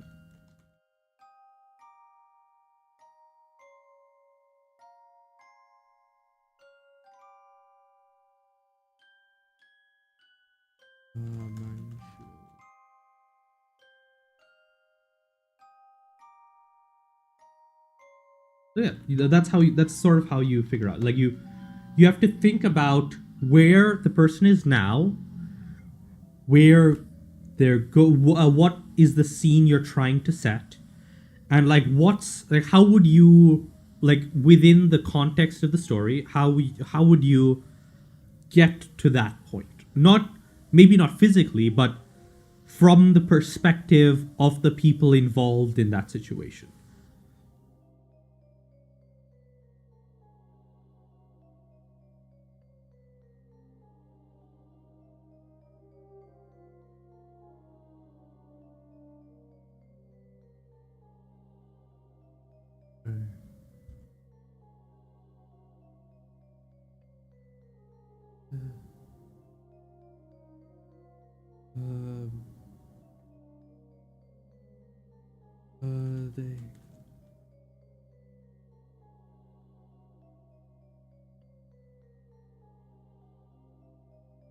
still. All of them. Where are those?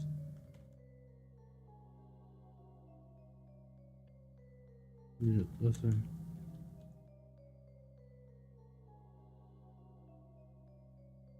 Virgin.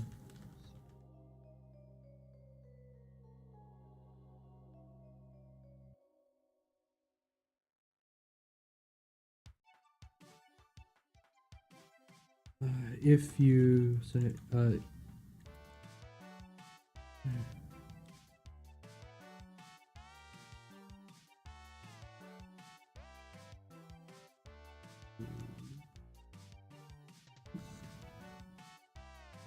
least.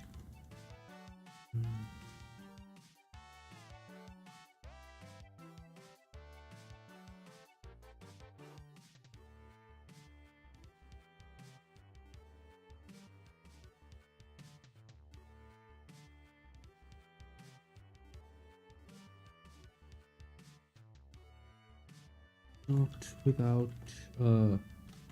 having us.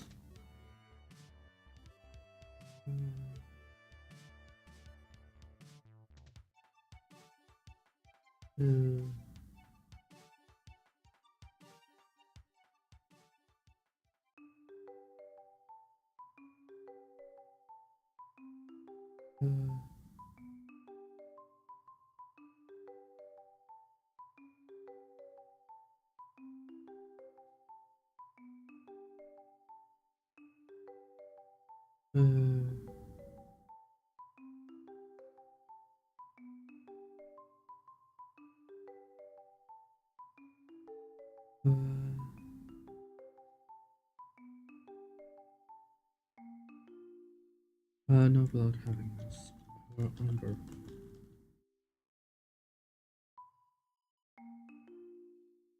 Yeah, that's a problem that I have as well. I feel like it helps to describe the scene in words so that you're already thinking about it more from the perspective of what's possible. And like, let's say you'd written that in words first, right? If you'd written that scene in words first, you could say, oh, okay, we have an idea of the perspective character, which is the knight in this case, and then you can sort of try and figure out, okay, how does the knight get in the situation? Okay, maybe he's reflective. Yada yada yada yada. Not without having us in a perpetual watch.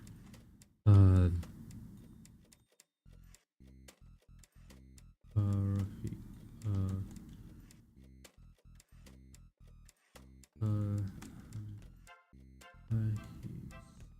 he's been so he's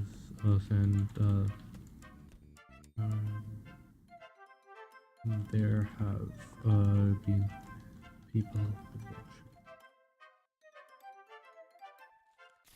that at all times is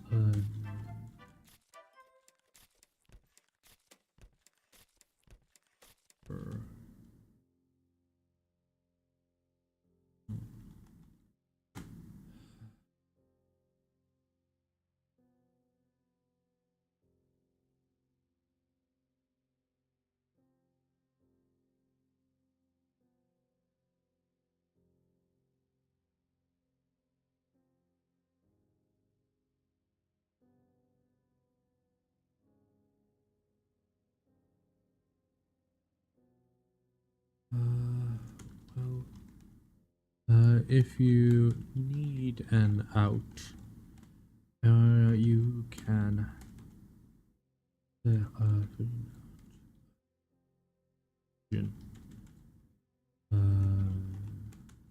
Been offered.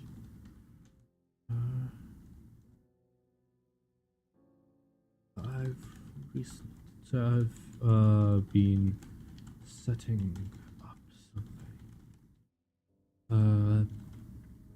I've been setting up sort of outpost that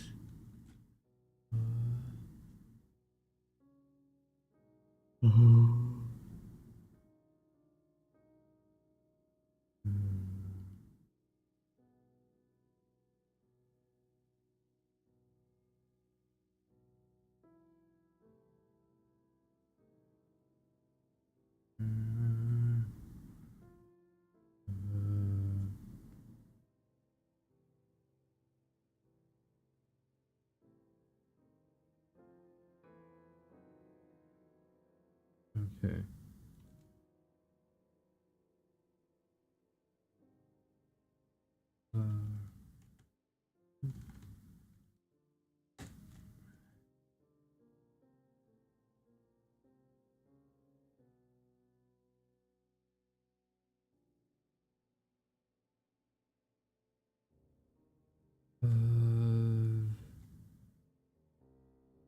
Uh, I've always found him like my image of Damian Wayne has always been tainted by the fact that I very much prefer Tim Drake as Robin. And I feel like uh Damian was Damian was like I don't know, he felt like a very like uh it's not a character I enjoy.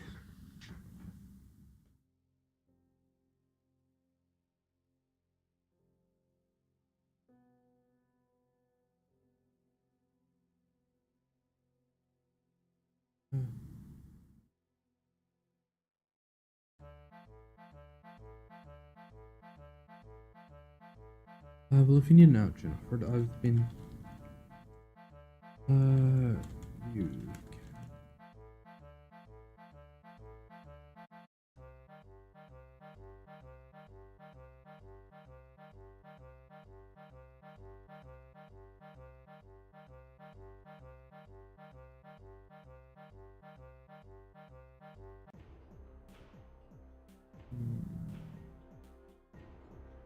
Yeah.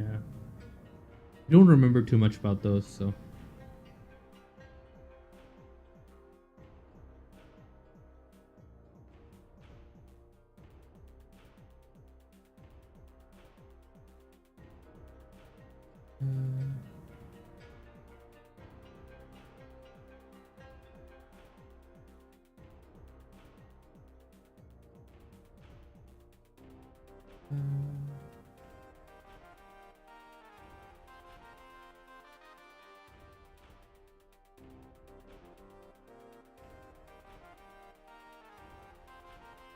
To me, Damien just kind of reads as spoiled.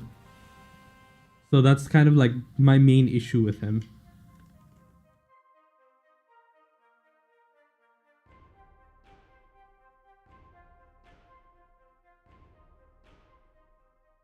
Uh,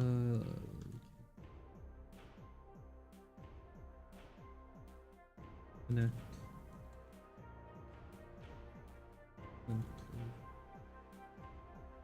Sent over. Okay.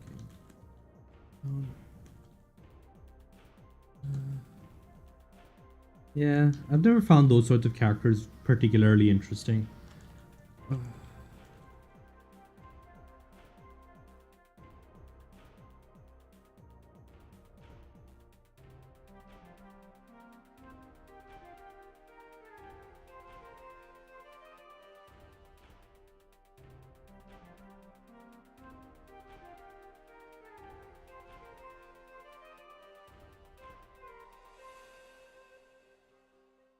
Thank you for the offer.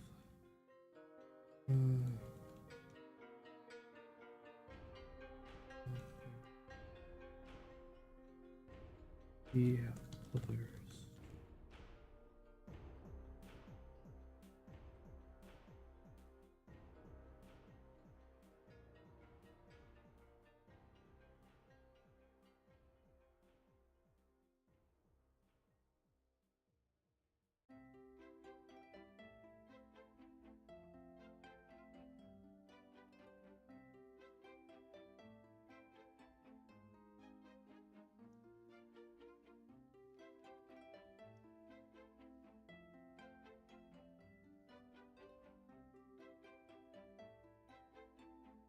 Long the offer. Those that would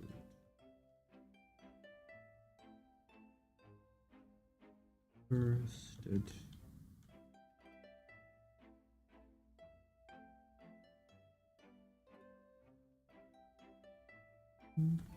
They sat there.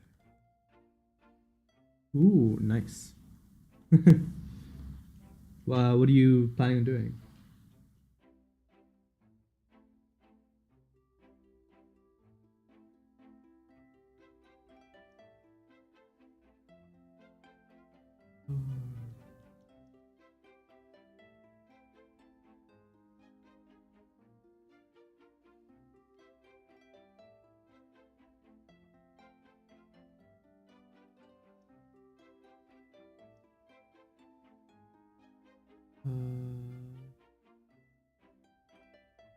Go ahead.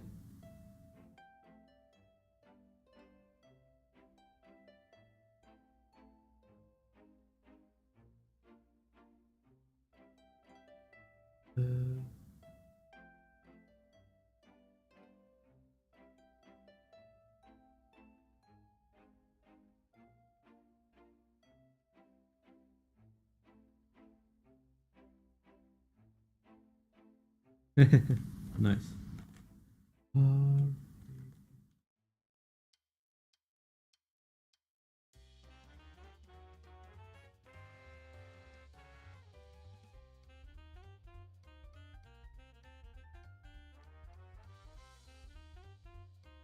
four. Uh, two.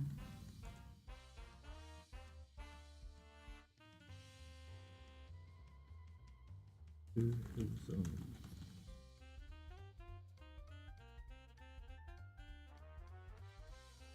Yeah.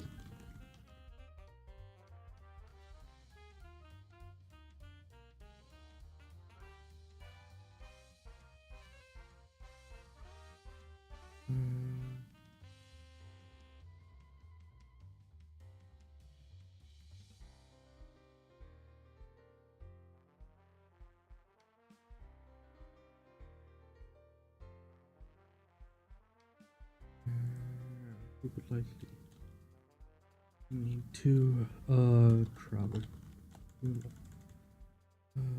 Be even this way. Hmm. Okay. Yeah. Uh,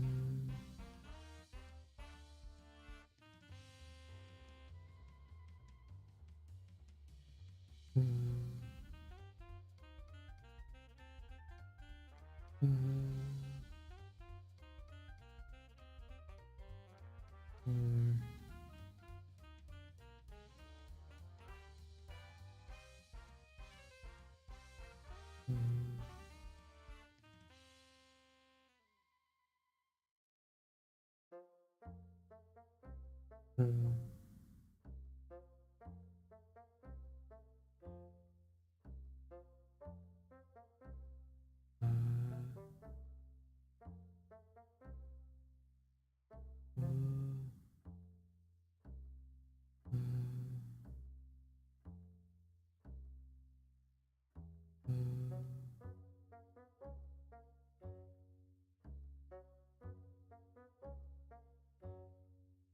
uh, hmm? Okay. You would likely need to be more careful. Okay.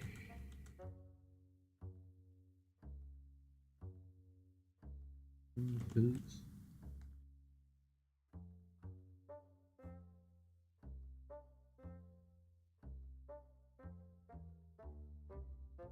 Okay, so something like Code Geass then?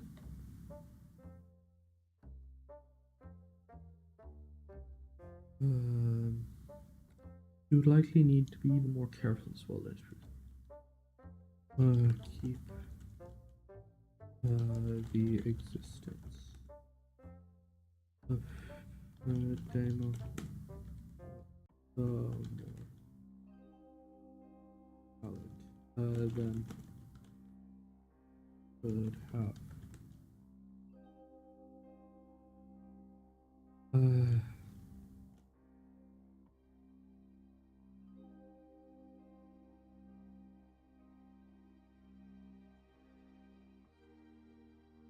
uh, uh,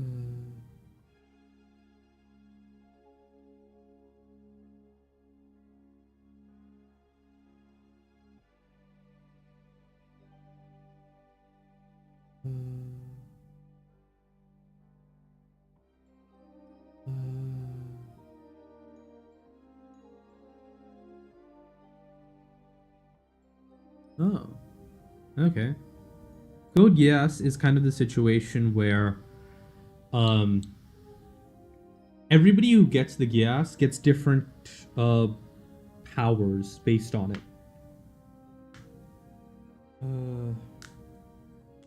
So like everyone has a unique version. You have the main guy Lelouch who has the ability to give each person one completely like absolute command. They would there's no way for them to ignore it. And like there are other ones. I believe one person has telepathy. Let me see if I can find. Oh, yeah. Codes.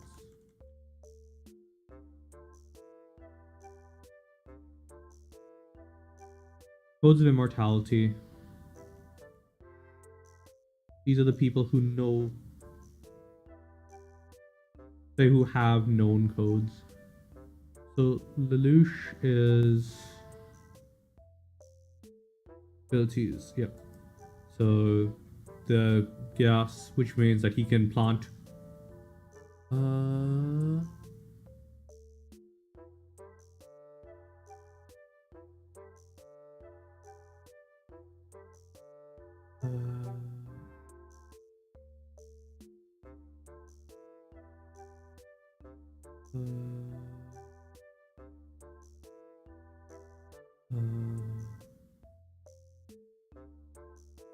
Once on any given individual. Yeah. And CC has is immortal, and then oh yeah, she gives out her abilities.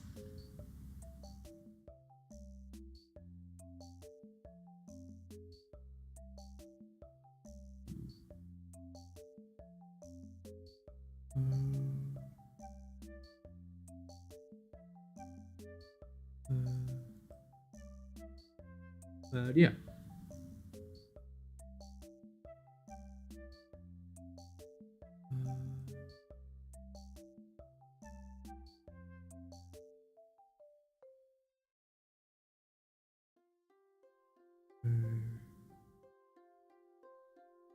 Yeah. Blah blah blah blah blah blah blah. Cool.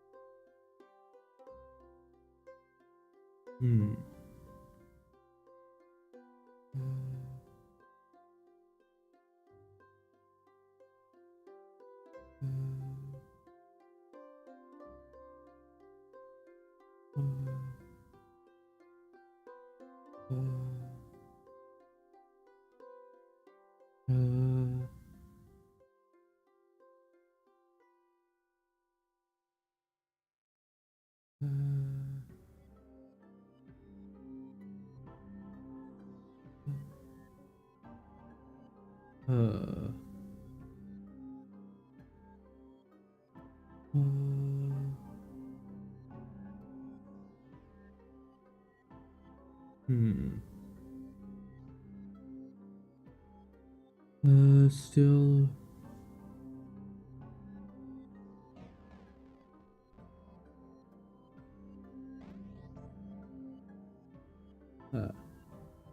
Okay. Demo still. He.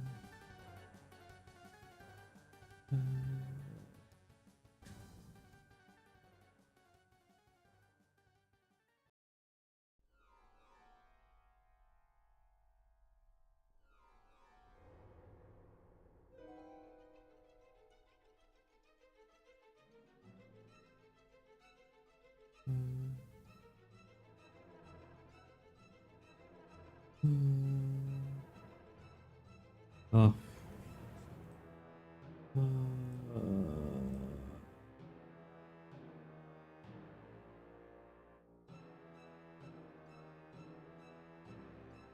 Yep, you can write. You can yap. I'm always open to yapping. So we need to accelerate this promise to become fully. Become fully.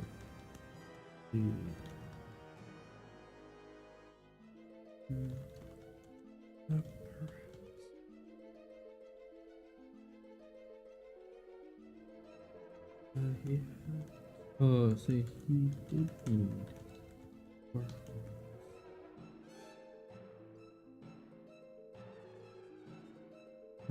perhaps some asteroid.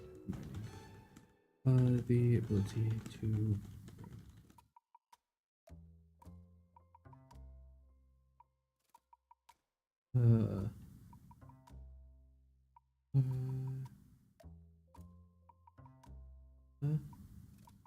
okay.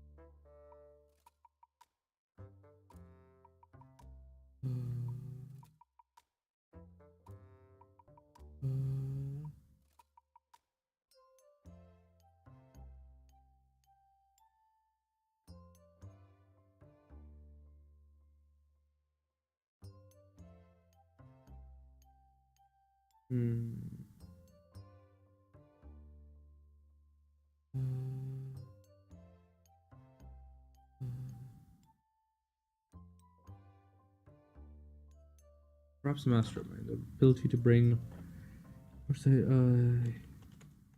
needed better space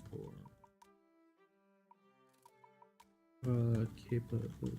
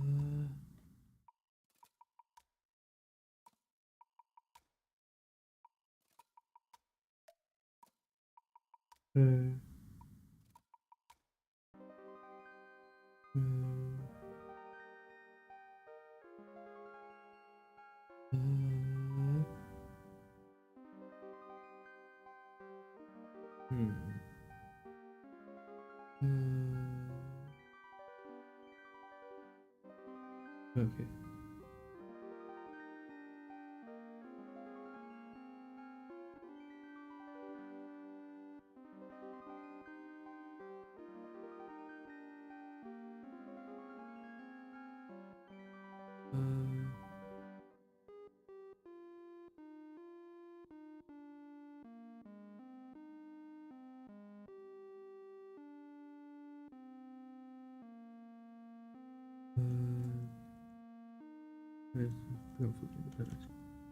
Okay, defense. Yep. Okay. That sounds good. So you're like applying this out in the longer term. Do you have any like world scale theories? Like for example, I've like mentally defined. I've mentally defined how everything works. We have chi, we have ki, we have magic, and we have psionics. Where I have where I've sort of defined how those universes work. Which reminds you, that needs to be deleted. But like that, I've defined how these powers work, which means that I know roughly how they interact, and how they will build on each other going forward. Do you have anything similar? Like, do you have like a way to enforce consistency in your setting?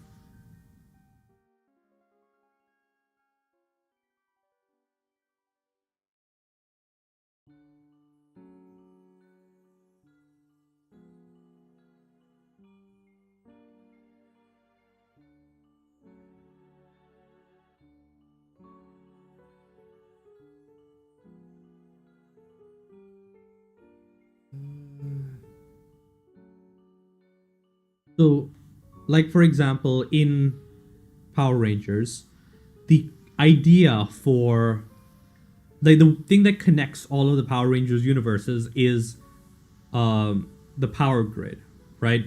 And that is how the different Power Rangers all get their powers. And you have Zords, which is a connecting theme between all of them. And you have like the Power Rangers powers are mostly based around like martial arts and like things that enable them to be better at martial arts. So yeah.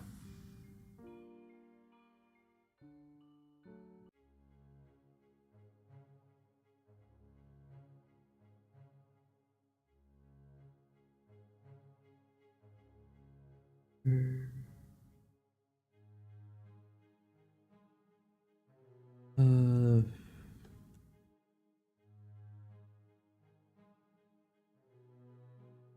uh well,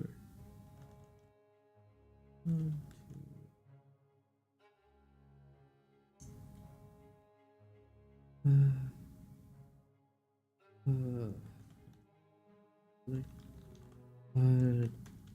like his dealings with XCOM would likely dry by end of at least until at least unless something came.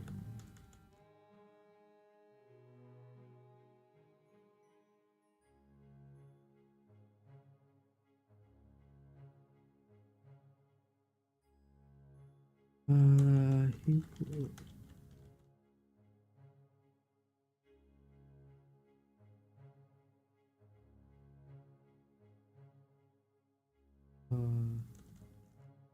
Um, without a need to rely on them, he could cut off that in within a month, since with the um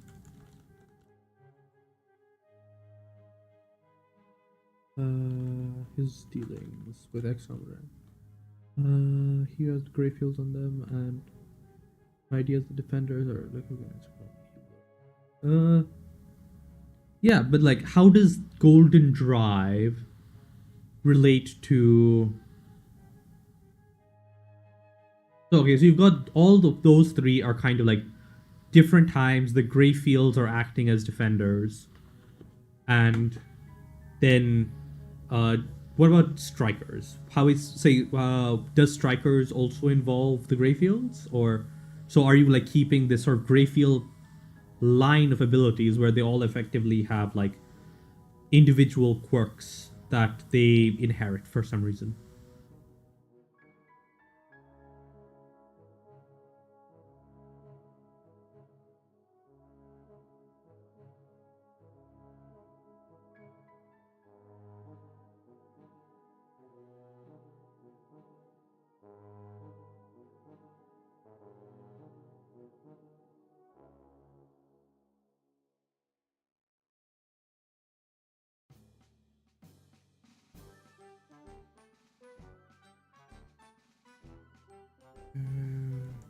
Listen, listen.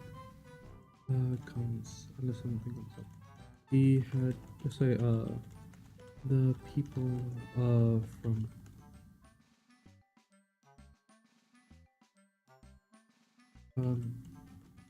the board need to trainer. Oh, just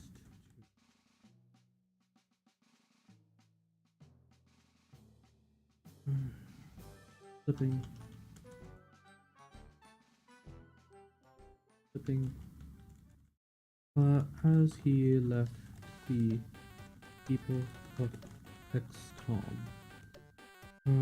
to finish the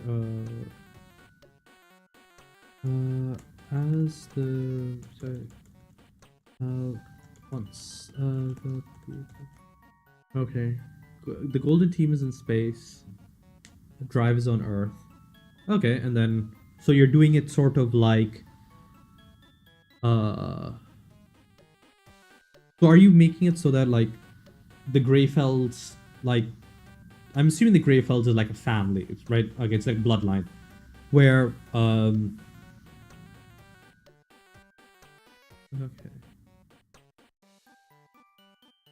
Okay, so the idea is kind of that like there's this family or this like bunch of people with this lineage of having random superpowers based on eye or based on their eyes, and then um, they operate in different places, and then based on that, okay, so that kind of makes sense as long as you keep the powers, as long as you like keep things within that theme. What are the enemies like? Uh,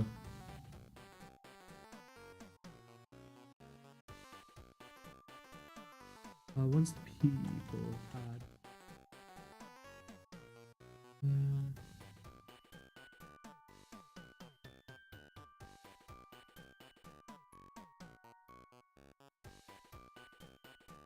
other people had. So what do the other defenders have? Like, do they have different powers or something? And if they do have different powers, how do those relate to the Greyfield powers, or is it like tech?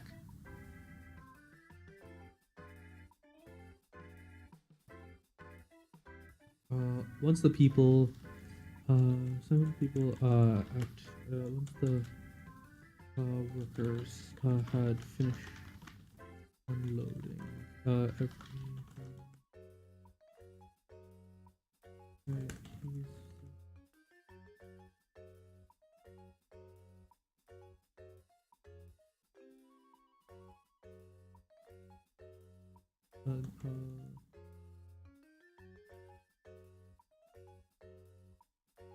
Wait, slipping. Sorry. On the way to.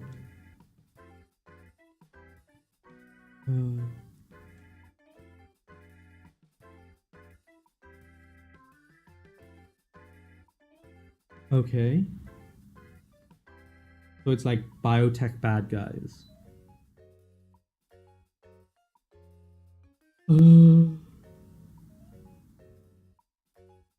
Okay. I think I'm going to do the...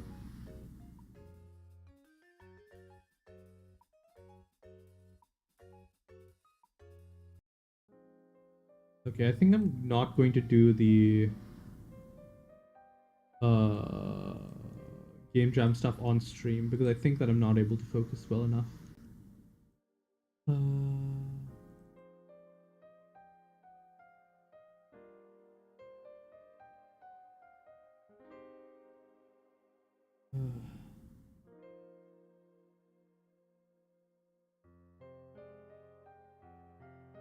um,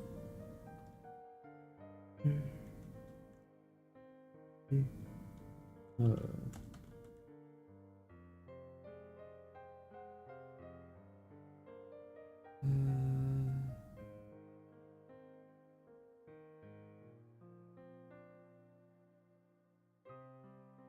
I mean, not really, because the way the DC treats the Bat family is more like, other than Signal, it's more like just having more Batman.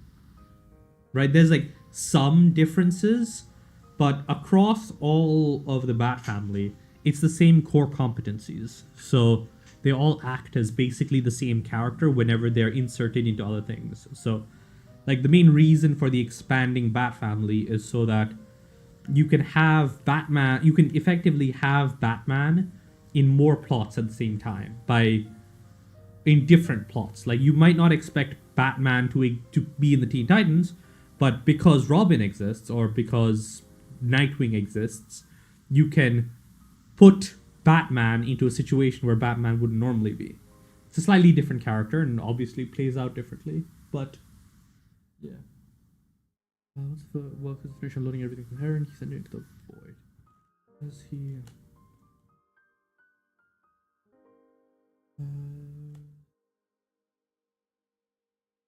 as...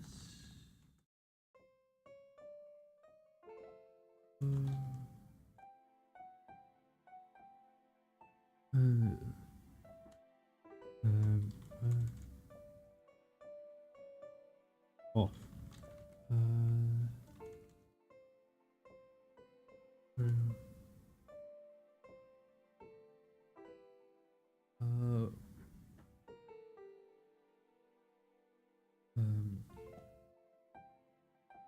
He heading off to his meeting. He made sure to make his way past the train grounds.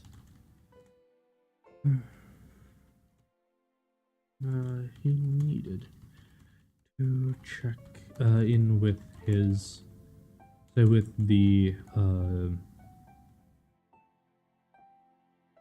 trainers and medics and herbalists that he brought over. Okay, no, I'm going to. I don't think I can actually focus much right now, so I'm going to drop off stream now, and I'm going to finish this. So I'm going to try and like work on the thing. Yeah. Oh, like, is it just Greyfield has? So is the Greyfield thing like a new thing? So it's just like one family. Yeah. No, I need to step away. Sorry.